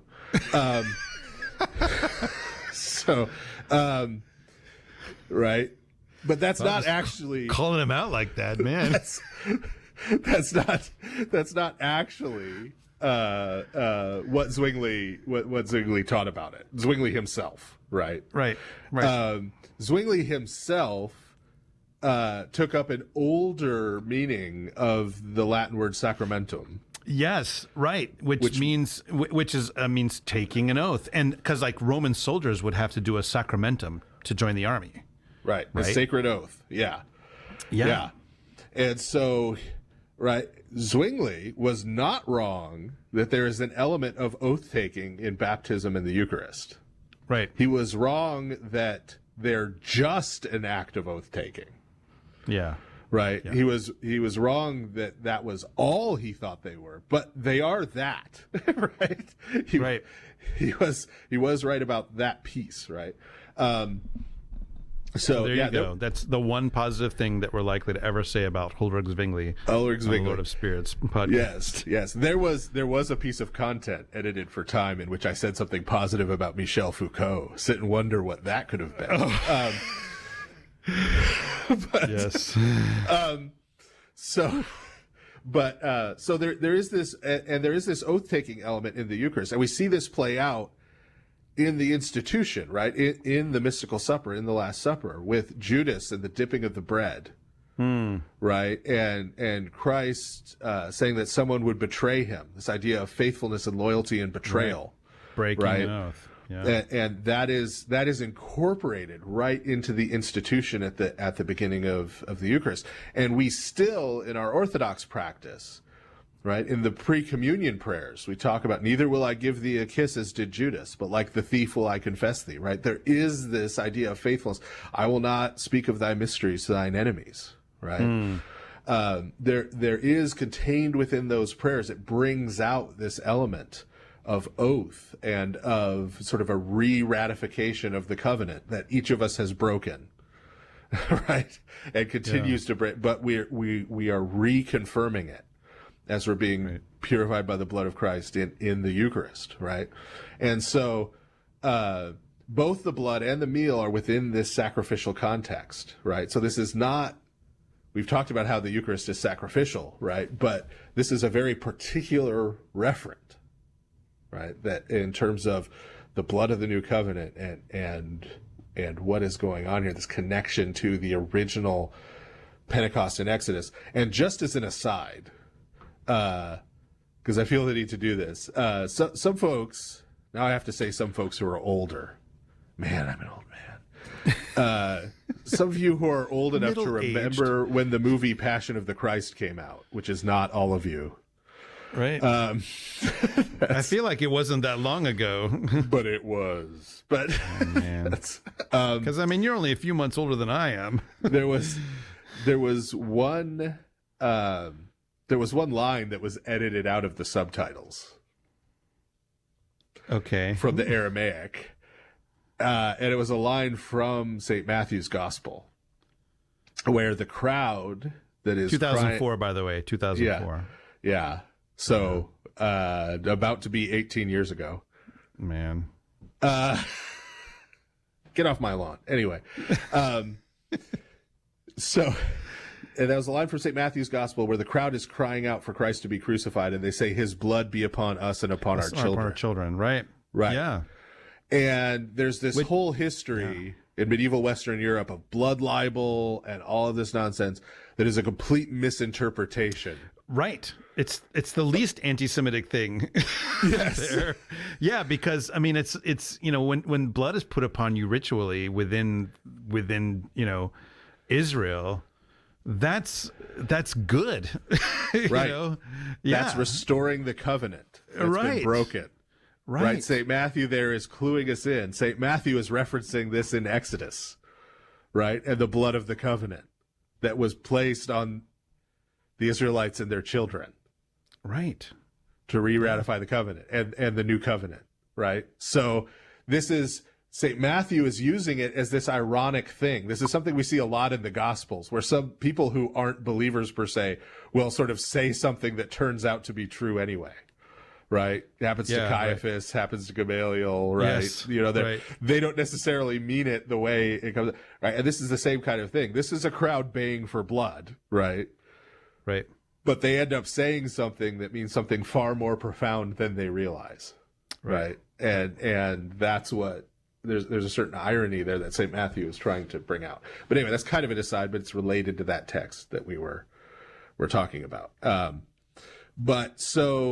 The reason I said that that's so foundational to the Eucharist is that, I mean, this is why we are coming together to eat a meal, to receive the blood of the new covenant with Christ in our midst, in the same way that he stood halfway up Mount Sinai with the elders of Israel and Aaron and Moses and Nadab and Abihu as they ate before him. And so now for the rest of the second half, we have potpourri. Yeah, this is just of verses, of Old Testament verses. Yeah, where we are about to take a series of verses out of context. Yes, but we're not doing it in an irresponsible way. Okay, we just don't want everyone to says. belabor the point in some circuitous wandering journey to get to our topic. Yes. Okay. So, all right, we'll just this be sort of lightning round. So, okay. So Genesis 26:24. This is God appearing to Isaac, and the Lord appeared to him the same night and said, "I am the God of Abraham your father. Fear not, for I am with you, and will bless you and multiply your offspring for my servant Abraham's sake." So it's very explicit there. It says the Lord appeared to him. He sees him. Yes. Right. Anything else we want to say about that? No, this is lightning round, man. All right, lightning round. Okay, Genesis 28:13. And this is Jacob's ladder, right? His ziggurat. Yeah. Yes, Jacob's ziggurat, excuse me. And behold, the Lord stood above it. I see I needed an antecedent for that it. And behold, the Lord stood above it and said, I am the Lord, the God of Abraham, your father, and the God of Isaac. The land on which you lie, I will give to you and to your offspring. So you get God standing above it. He not only sees him, but he sees him standing, which means it wasn't like some ball of light or whatever. It's some disembodied voice. Yeah. He's got legs and feet, at least. There's standing going on. Okay, Genesis 32. You could read all the way 22 through 32. I'm not going to read all of it. I'm just going to read verse 30. That's all the wrestling. This is the wrestling scene. Jacob wrestling the angel. So Jacob called the name of the place Peniel. I've heard it pronounced Peniel, saying, "For I have seen God face to face, and yet my life has been delivered." What does that word mean, Father Stephen? It means the face of God. Yeah, right. God's face. Yeah. Yeah. Usually in the Bible, when you see, and so called the place this, for, he said, then usually there's just the explanation of what the name means, Bethel, for this is the house of God, whatever. Yeah. That's what's going on here. So. Yeah. And let's be here. Jacob doesn't say he wrestled with an angel. He says he wrestled with God. With God. Jacob Which knew is that he was what Israel means, by the way, also. But wrestles with God. Yeah. Yeah. Okay. Exodus 33:11. Very famous. Thus the Lord used to speak to Moses face to face, as a man speaks to his friend. When Moses turned again into the camp, his assistant Joshua, the son of Nun, a young man, would not depart from the tent. Means Joshua is seeing him too. Right. And face to face. Yeah, Joshua's not. Yeah, it's interesting, to think about Joshua. I mean, we think about the book of Joshua and him leading all those battles and stuff, but Joshua is having these visionary experiences of the Lord alongside Moses on at least this occasion. Are there other places too where Joshua sees God with Moses? Yeah. Well, yeah. And of course he's got the commander of the Lord's army. Right. Right. Yeah, he's Yeah. not just sort of this, and oh, by the way, this is Moses' assistant, Yeah. So, His subdeacon. No, there's something much bigger happening here. So that was kind of the lightning round of various other places that you can see where people see God and clearly see a physical form, and in some cases clearly with human characteristics, right? Standing, a face, a couple of times of a face. Yeah. And when in all of these particular examples, when people see God, they're seeing Christ, right? Right. Like when you have a vision of God in the Bible, if you kind of default to this is Christ, that's pretty much accurate 99% of the time, right? 99.99999. Yeah. Yeah, right. Yeah, Yes. there's At least couple other hints of other things, but yeah. that's what St. Justin Martyr said, at least. So I'll go with St. Justin. Yes. So our first two halves, to do the tease now, we've talked about the heavenly man, Yes. right? Third half, now we're going to talk about the man from heaven. All right. Well, we're going to take a short break, and we will be right back. Father Andrew Stephen Damick and Father Stephen DeYoung will be back in a moment to take your calls on the next part of the Lord of Spirits. Give them a call at 855-237-2346. That's 855-AF-RADIO.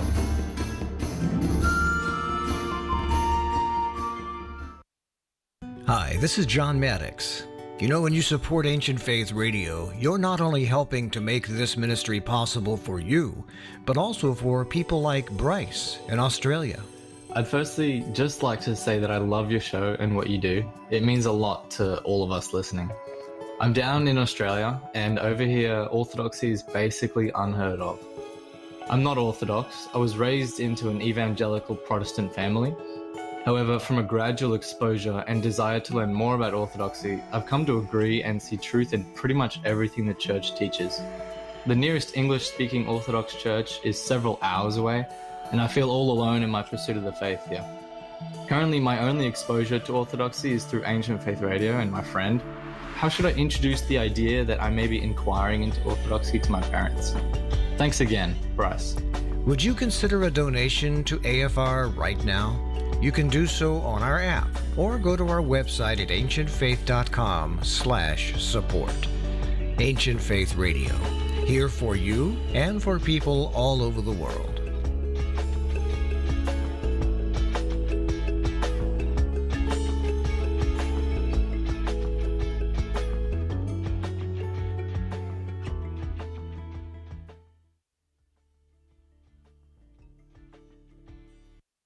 We're back now with the Lord of Spirits, with Father Andrew Stephen Damick and Father Stephen DeYoung.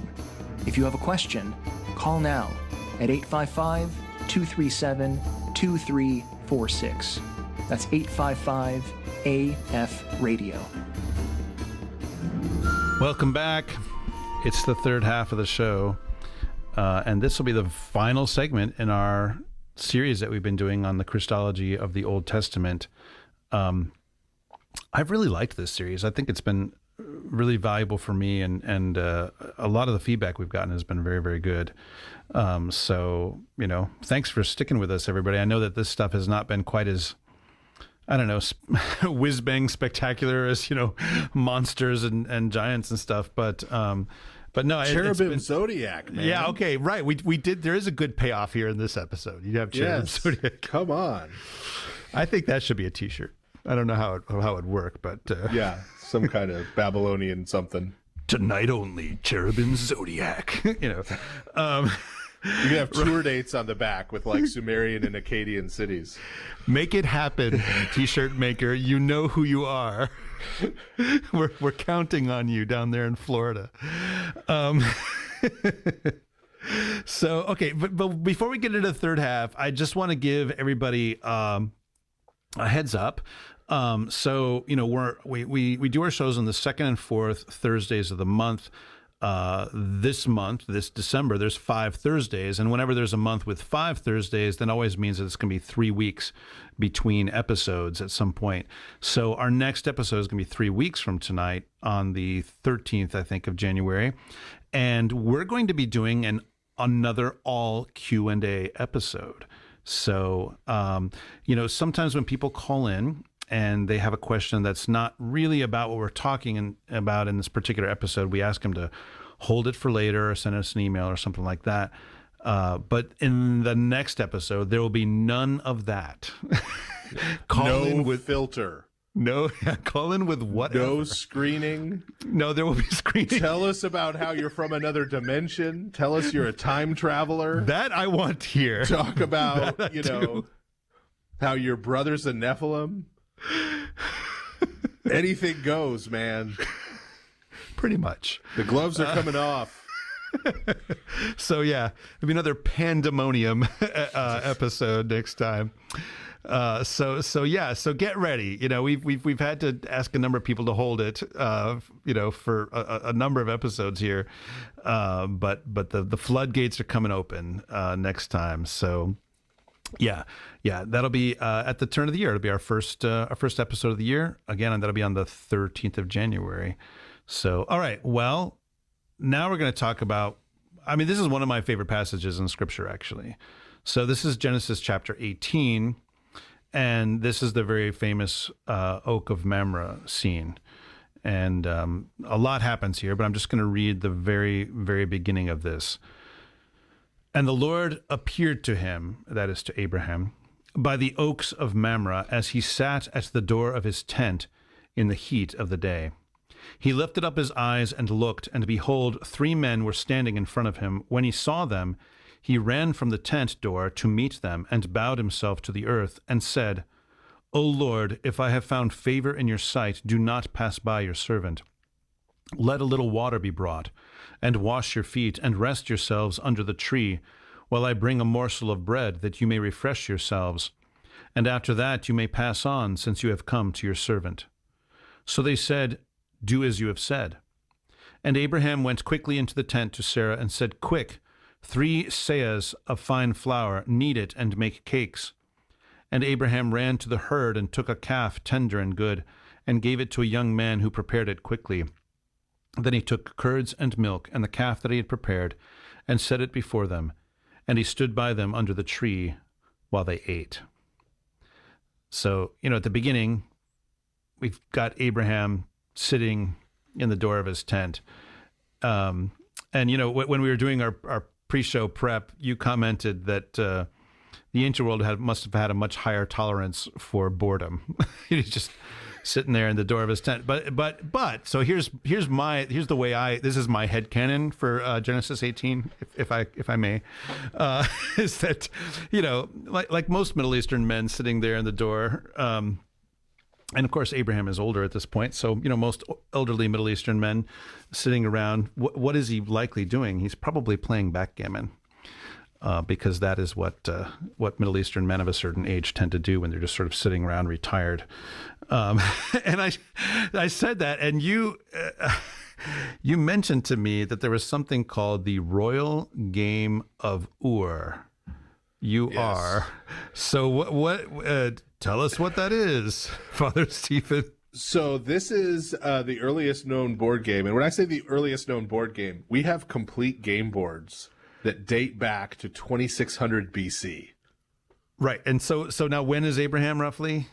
About 2000. So this is 600 years pre-Abraham. We have boards. Yes. And go ahead. Yeah. Well, we the reason it's called the Royal Game of Ur is that these early boards, the earliest boards we found, were in the sort of royal burial grounds. I got you. The royal cemetery at Ur. So it's very clear that the wealthy folks were doing it already back in 2600. Right. And I mean, the fun thing is that there actually are clay cuneiform tablets with the rules for this game. Yes. Which is crazy. And so here's the other thing. It turns out that it's very likely that this is in fact a precursor to backgammon. So look it up. There is a whole Wikipedia article on the Royal Game of Ur. And as soon as you see the game board, which they have a picture of it, one of the ones that's in the British Museum, and it will remind you of a backgammon board, everybody. So when I made that joke about Abraham sitting around playing backgammon, it's possible, it is indeed possible that he was playing something like this. And here's the other fun thing, everybody. You can go on Amazon and order yourself a replica copy of this game. Now, when I was telling my wife about this at lunch today, she's like, oh yeah, the kids and I printed out a copy of that game board and we've played it. I was like, what? So there it is, everybody. My wife, once again, way ahead of me in almost every respect. I'm pretty sure any kind of trademark or copyright from 2600 BC has long lapsed, so you can probably just make your own. Make your own.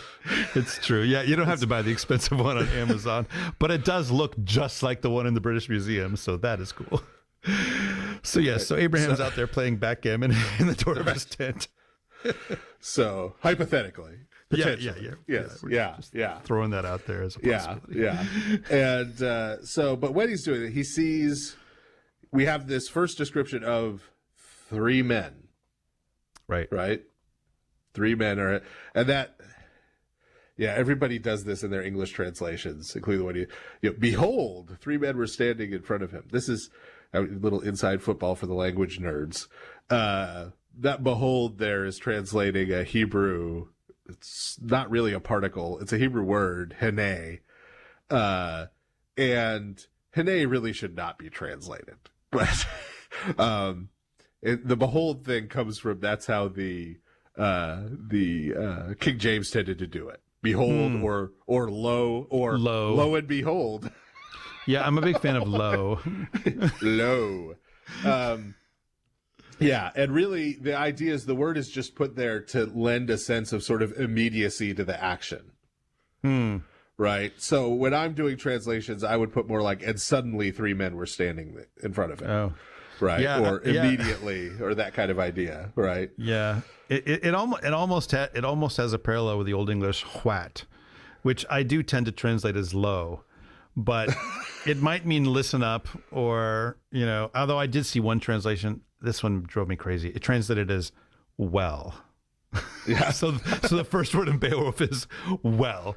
Well, we have heard how in the days of old. I'm like, oh, please, no, please don't. So like 3 men? Right. Yeah. So yeah. What? Yeah, I think what actually would work here as an Old English translation of this.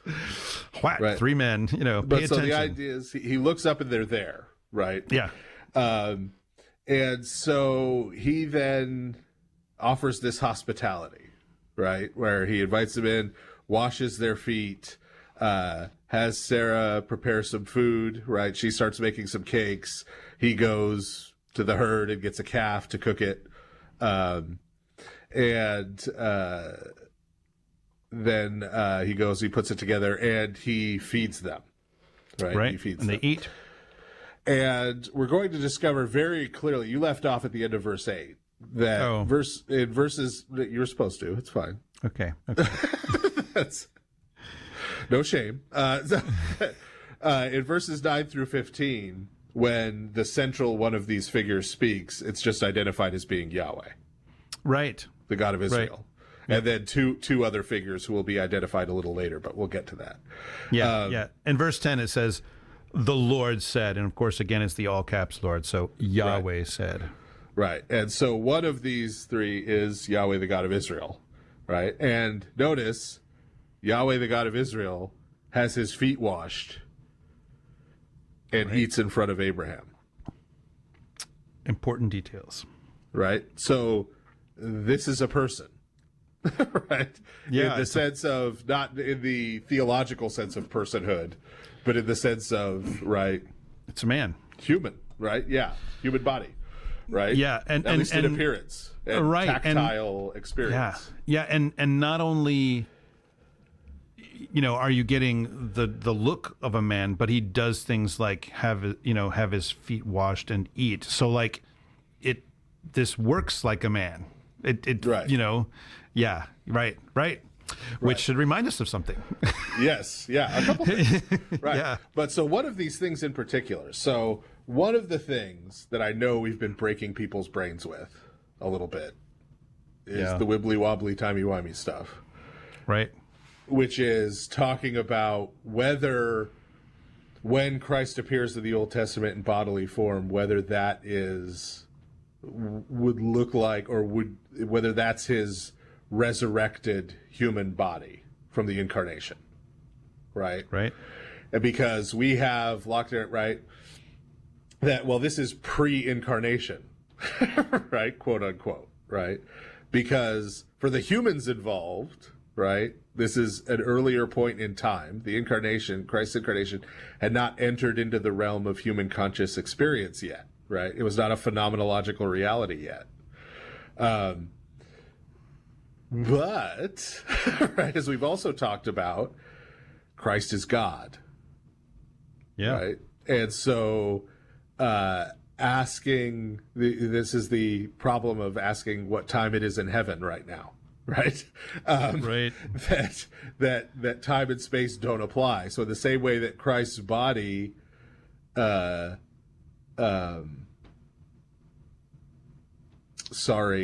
Calvinists and the extra Calvinisticum, is not in some particular place and not others, right? After the resurrection and ascension, the same way, it's not at a particular point in time, right? God is not like on a parallel track of time with us any more than he's occupying physical space somewhere.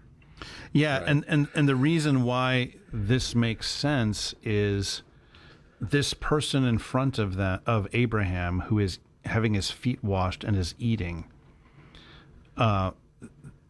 This isn't fake. Yeah. You know, so this is a human body. Right. And Because he's eating. Here's where this becomes really pointed, and that's the eating. Right. Because we did, I remember when this was back at Pascha time this year. Yeah. We talked about the resurrection appearances of Christ. Yeah. Yep. And one of the things that happens over and over again in the resurrection appearances of Christ is that Christ eats in front of the disciples. In front of them. Yeah. In order to show that he's risen from the dead. That he's not a ghost or a spirit or a phantom or whatever, but he's actually risen. Proves that by eating.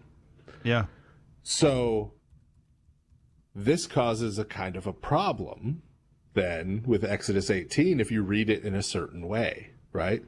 Because if we're going to view this as the quote-unquote pre-incarnate Christ, and we view the quote-unquote pre-incarnate Christ as bodiless, then how is he eating?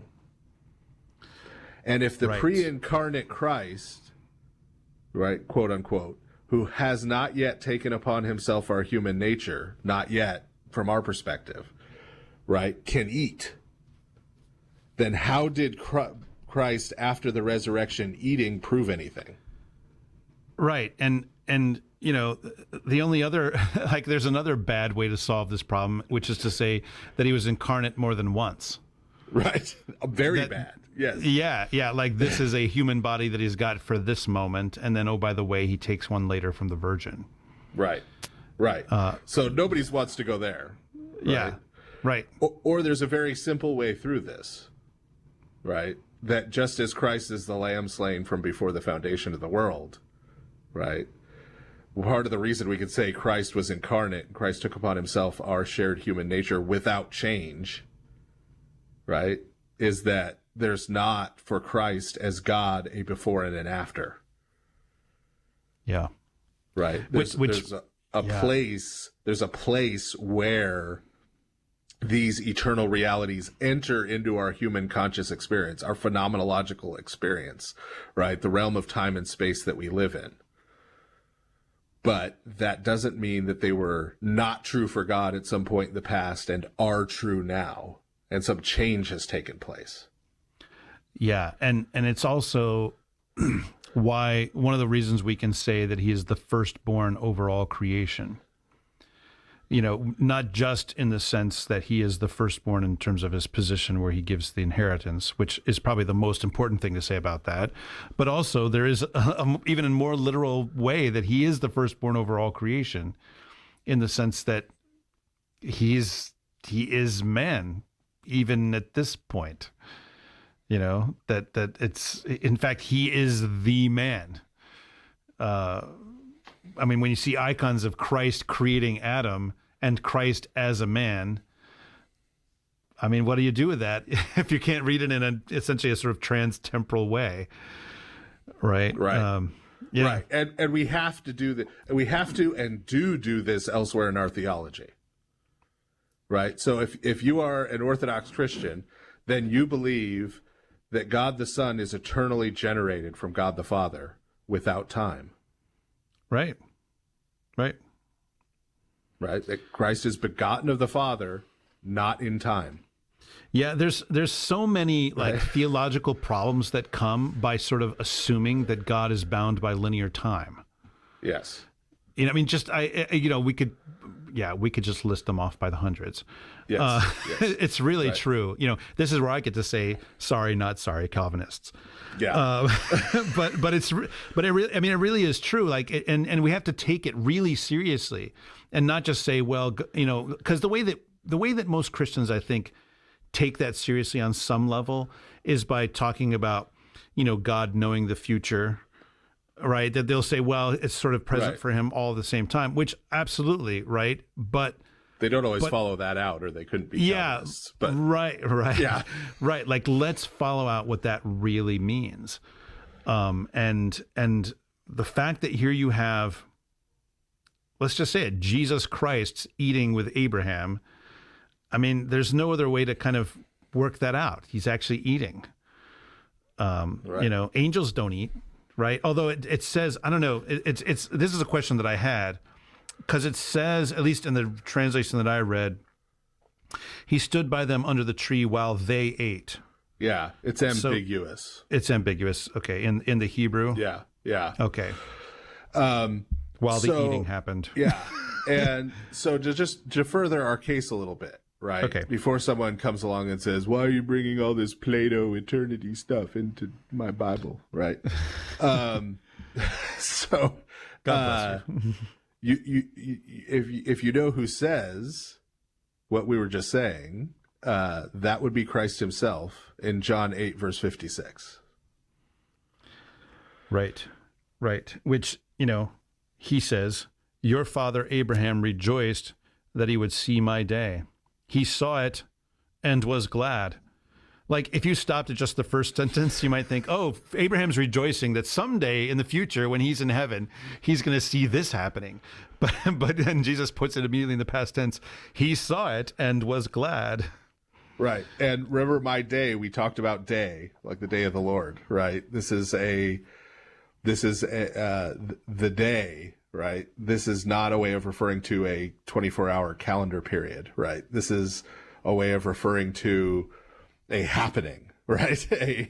Something coming into the realm of phenomenology. So, yes, Abraham sat and ate with Christ and washed his feet. Yeah. And was glad when he saw the Lord. Yeah. So, yes, and notice also, it's also in St. John's Gospel, by the way, where Christ washes the disciples' feet, where this pattern, and again, this is not the last time we're going to see this tonight, this pattern is inverted, right? Christ washes the disciples' feet and says he did not come to be served, but to serve. Yeah, he flips it. Right, and comes to serve. And more on that in just a minute. So, yeah, as we mentioned in verses 9 through 15, there's the whole exchange about Sarah having a son where she's back in the tent and she laughs because she's like 90 and Abraham's 100. And she's like, yeah, sure, I'm going to have a kid. And that makes it clear that this is Yahweh who's speaking. And then there's this really interesting thing that happens in verses 17 through 20. Where Abraham kind of shuffles out and Yahweh has a conversation with Yahweh. Right. Yeah. Yeah. In verse 16, it says that Abraham leaves.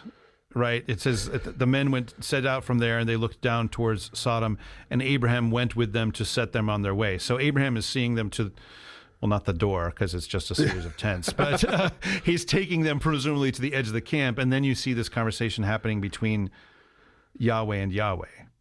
Yes. Yeah. Where the first thing it says is, the Lord said, shall I hide from Abraham what I am about to do, seeing that Abraham shall surely become a great and mighty nation, and all the nations of the earth shall be blessed in him. For I have and he goes on, but the point is he's saying, shall I hide what I'm about to do to Sodom and Gomorrah, right, from Abraham?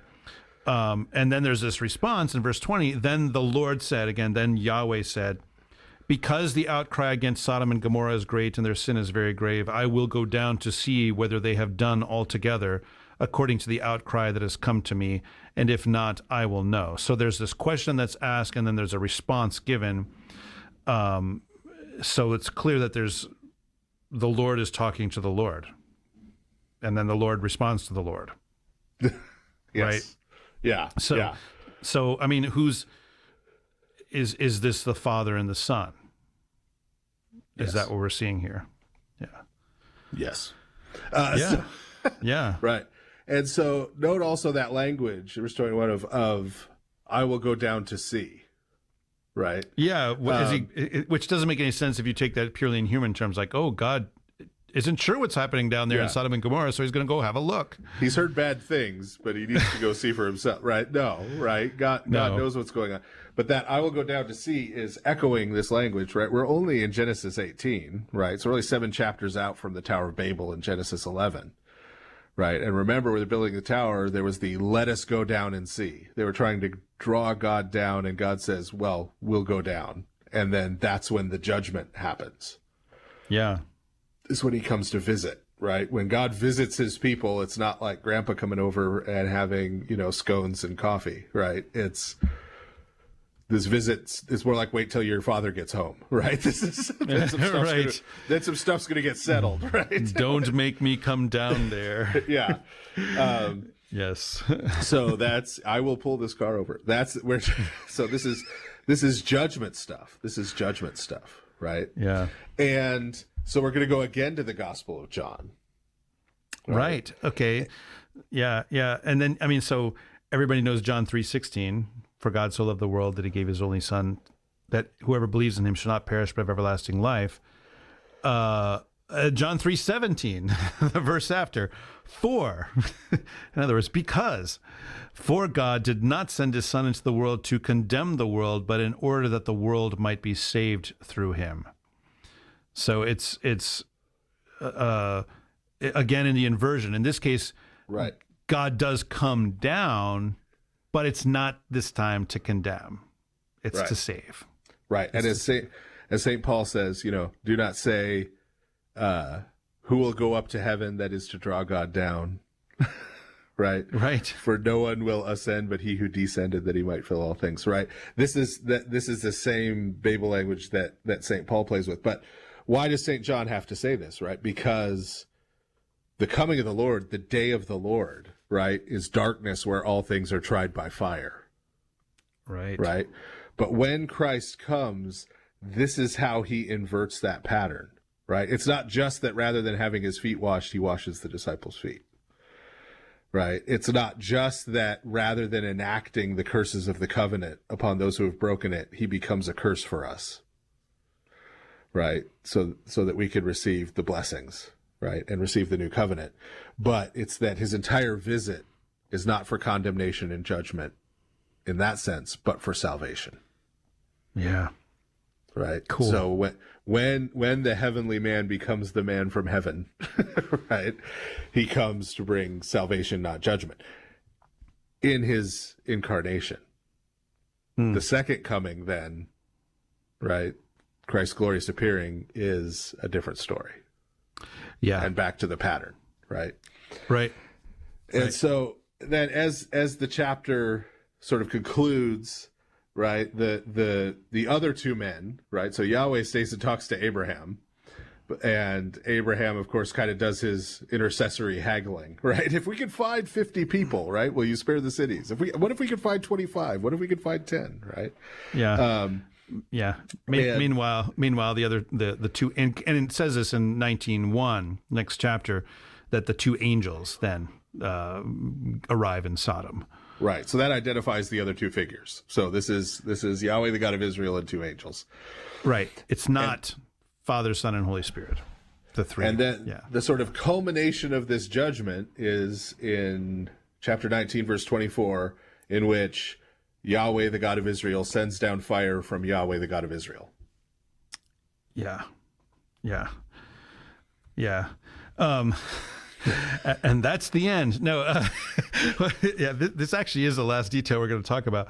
But the interesting thing here is not, the spectacular destruction of these cities. It says, then the Lord rained on Sodom and Gomorrah sulfur and fire from the Lord out of heaven. Again, Lord, there is Yahweh. Yahweh rained on Sodom and Gomorrah sulfur and fire from Yahweh out of heaven. So you've got Yahweh sending down fire from Yahweh in heaven. So there's this location identification for the one sending down the fire. So again, it's Yahweh here and Yahweh there simultaneously, who are interacting and in two places. Yes. Right. Yes. Yeah. Well, this is the end of our series on Old Testament Christology. And I think, there's so many possible takeaways from all of these. But I think that the one, for me, not just this particular episode, but from all four of them, really. We've mentioned a number of times there's this phrase in Scripture, no one can see God. Whether it's no one has seen God at any time, or no one can see God and live. This idea that God is invisible is certainly there in the Scriptures. And yet there are all these places where he does appear, even before the events of the Gospels, right? Even before that. And if you've listened to these episodes, now you have no excuse for ever saying again, well, God was totally invisible in the Old Testament, and then he suddenly appeared on the scene in the New Testament. That's just not a thing. I'm sorry. Which sometimes people say that as our explanation for why we have iconography. There's something true about that. We do have iconography because the Lord appeared, because he became man. That is true. But if you go on to say that he had never appeared before the events in the Gospels, well, that's not true. It's very clearly not true. So, what are we to do with that, right? These statements in Scripture that no one has seen God. Well, the easy answer to that is no one has seen God unless they're looking at Christ. And then they're seeing God, right? The point of the Scripture saying, no one has seen God is not to lay down a rule about the nature of God, right? As people who live in the 21st century West, we're very influenced by a lot of philosophical movements that we like to lay things out in big taxonomies, and we want to understand systems of knowledge. And so, the underlying question in a lot of our thought is the question, what is this? Right? So we want to define it. We want to describe it. We want to give it a Latin name, all of these things, which, there's something good about a lot of that kind of work for sure. And yet, the main question to ask when encountering the God of Abraham, Isaac, and Jacob is not, what is God? Which is what's underlying when we try to work out the apparent contradiction between you can't see God and wait, here he is, right? Because we're trying to figure out, well, what's the nature of God, that sometimes he is apparent and sometimes he's not. Not that questions about the nature of God are not important, but the most important question is, who is this? And you notice that Jesus asks his disciples that question, who do you say that I am? Who do men say that I am? He doesn't ever ask them the question, what am I? right? And occasionally when they tend in that direction, they say things like it's a, especially after his resurrection, oh, it's a ghost, they obviously get that very, very wrong. It's who am I, right?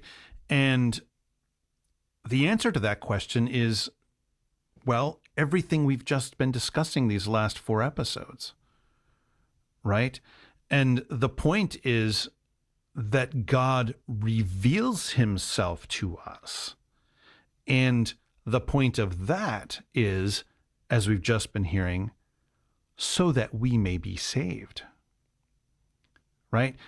God is not a natural phenomenon. He very deliberately shows himself to us so that we can be saved. It's not just to display his power. It doesn't just sort of happen.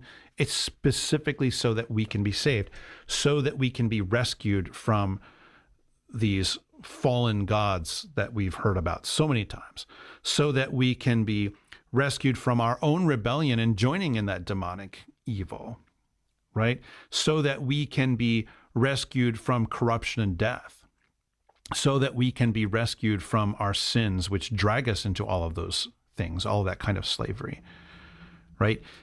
Everything that God does in relation to man is for the purpose of saving him. The technical theological term for this is what's called the soteriological motive.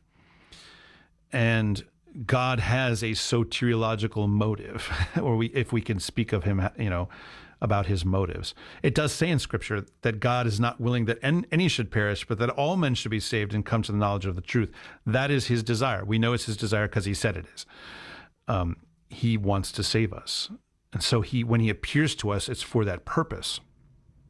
It's not about creating systems or taxonomies of knowledge, right? Whenever we see an appearance of God in Scripture, whenever we see the appearance of God in the divine services, whenever we see the appearance of God in iconography, when we see the appearance of God in the writings of the fathers, or however we encounter him, when we see the appearance of God in the love and the kindness shown to us by another person, it is always for our salvation. So we should ask the question, how is this for my salvation? How can I receive this so that I can be saved?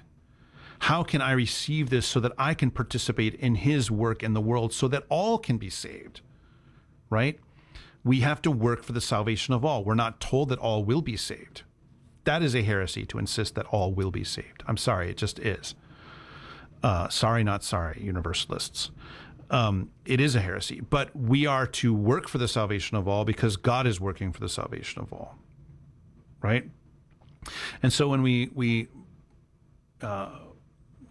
see these appearances of the Lord, whether we're talking about him as the angel of the Lord, the word of the Lord, the Son of Man, and then these amazing expressions from this episode, the heavenly man, the man from heaven, right? When we see him, it is always, you can see it's always in relation to what he's doing for mankind.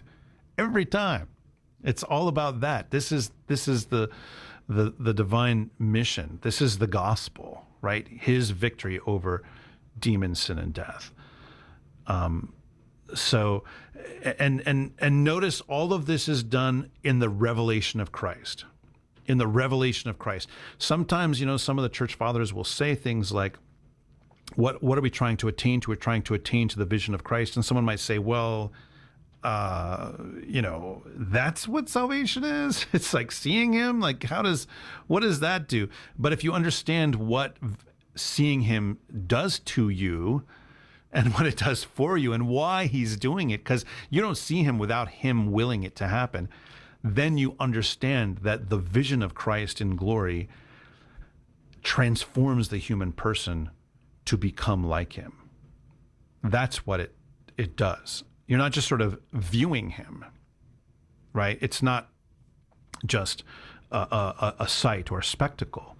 It is a vision in which you participate, right? We read from some of these prophets about how when they saw God, it just sort of knocked them off their socks. It's because they were participating in his holiness. There was a transformative effect. And of course, in multiple cases, we see it calling a prophet, giving him what he needs in order to be a prophet, in order to bring the word of the Lord to the people, right? So the question always is, how is this for my salvation? Whatever we receive from the Lord is for our salvation. All of it. There's not a thing that we receive in this life that is not for our salvation. It's that pervasive, that overwhelming, that beautiful. And so I just thank God for the things that I've learned, and I hope that that you've learned some things during this series. And it's been a great 2021 for the podcast, and we have a lot more coming in the next year. So, but my prayer as always is that you would attain to seeing our Lord God and Savior Jesus Christ as he is. Father Stephen? So I'm going to actually, here in my final thoughts, answer a speak pipe that we didn't play. Oh, cool. It's live radio and I'm going rogue. There you go. We got a speak pipe from a certain, I don't know if she identifies as a bat woman or a bat girl. And there's bat girl with and without the hyphen. So whichever female chiropteran humanoid she identifies as, sent us a speak pipe that we didn't play. It would have been good if I'd thought of this and told you beforehand, wouldn't it? It would. It's okay. But anyway, to summarize it, talk about a certain difficulty that I think is not just hers, but maybe some other listeners, in that sort of a lot of the stuff we talk about in this series and in general on this show can be very heady and very nerdy, right? And appeal intellectually, especially to a certain type of person, and get them excited and interested. But sometimes there is a disconnect between that and sort of everyday life, even life in the church, even like going to liturgy, right? The actual practical thing of getting in the car on a Sunday morning without coffee and driving to liturgy, right? Can seem at a distance from sort of these heady, fascinating, sort of intellectual type discussions. And the question was sort of about how to connect those dots, or how to bridge that gap. And I don't think this is just like a problem with our show, right? Like we need to fix the show and make it more practical. I think this is a problem that more and more we all face due to the nature of our contemporary technology-centered life, where all of us now are conditioned to kind of prefer remote interaction to direct personal interaction, right? Yeah. It's sort of safer to watch things from a good, safe distance, right? Sort of vicariously, right? And, you know, this goes across all, I mean, not to get graphic, family show, but you look at statistics now, younger people now are far less prone to have actual physical relationships with each other, preferring rather to just look at things on the internet. Yeah. Right? Because it's sort of safer to be remote and distant. And so that can happen to our religion. That can happen to us in the spiritual realm also, where we want to have this kind of internet-based or just mental-based, reading books-based kind of idea that doesn't, you know, get into a room with a bunch of other people and taste and smell and be with each other and focus on the sacraments and on the transformation of our lives and confession and repentance and all of those things, right? That don't let you can't stay up above it. You have to get down in it, right, to get there. And I think this is not unrelated to what we were talking about tonight, because what we were talking about tonight is that, as we're going to celebrate in 2 days, that Christ, the one who reigns on the cherubic throne, the one who sits enthroned in the heavens on the cherubim above the skies, right? That the heavenly man became the man from heaven. That he was born and put in an animal food trough in a cave as a tiny baby and lived a life of rejection and suffering because he did not remain up above us, but he came down with us and became one of us and suffered alongside us and rejoiced alongside us, mourned alongside us, celebrated weddings alongside us, embraced the totality of our human life. And so a big part of the way that we find salvation, we find our spiritual selves and our spiritual renewing and healing, and what we call theosis and deification in Christ, is through truly discovering and embracing our humanity the way Christ did. And embracing it not only in ourselves, but in other people around us. Because the truth is, the things that we really want in life, to be free from fear, to have a sense of meaning and purpose in our life, to have the brokenness in us fixed, to have the wounds in us healed, to grow strong and experience love and joy and peace and all of those good things, will never happen by ourselves in a room in front of a computer screen. It won't happen. To get those things, you have to be willing not only to get into the trenches and be around people, not only to come to church and to the church community and go out into the world, right, taking Christ with us. Christ tells us we have to be willing to die the way he was. We have to be willing to suffer. We have to be willing potentially to become martyrs. Because taking that risk, not all of us will become martyrs, right? Not all of us will. In fact, Lord willing, few of us will. But that willingness, that sort of risk-taking, right? That being willing to risk and give up our lives in this world is what gives us the life of the world to come. Is what helps us find the one thing that we truly need. Right? And so it's not just a question of finding a way to bridge that gap. It's imperative that we do, right? What we talk about on this show is like we're standing on a hill and we're describing the landscape to you, right? And you're seeing the layout. But if you just stay at a distance and stand there, you're not going to experience any of the good things that we're describing. You've got to go down the hill. You've got to go into the town. And not everything there is going to be beautiful and pretty and pleasant, right? But all of the good things that are there are going to come to you when you're willing to brave it, and you're willing to do it, and you're willing to potentially sacrifice for it.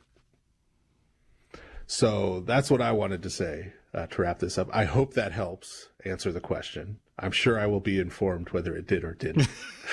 And we could revisit. I'll get a message from the Batcave regarding whether that was satisfactory. But it's critically important that at Christmas we remember that the path that leads us to the glory in which Christ lives now is the path that leads us through his humiliation, his humbling himself, and his following the path of the cross and his death. That's the way that we need to go. Amen. Amen.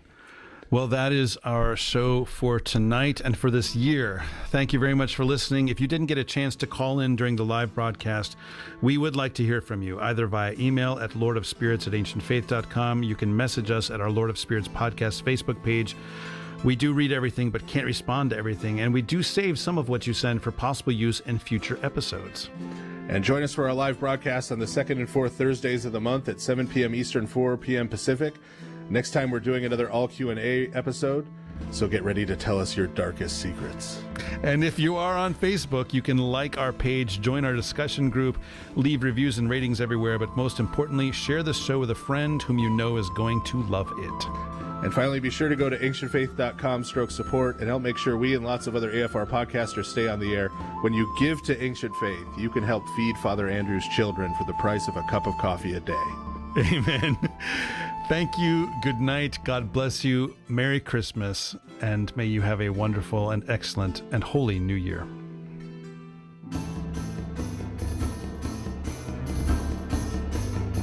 You've been listening to the Lord of Spirits with Orthodox Christian priests, Father Andrew Stephen Damick and Father Stephen DeYoung, a listener-supported presentation of Ancient Faith Radio. And I beheld, and I heard the voice of many angels round about the throne, and the beasts, and the elders, and the number of them was 10,000 times 10,000, and thousands of thousands, saying with a loud voice, Worthy is the Lamb that was slain to receive power, and riches, and wisdom, and strength, and honor, and glory, and blessing.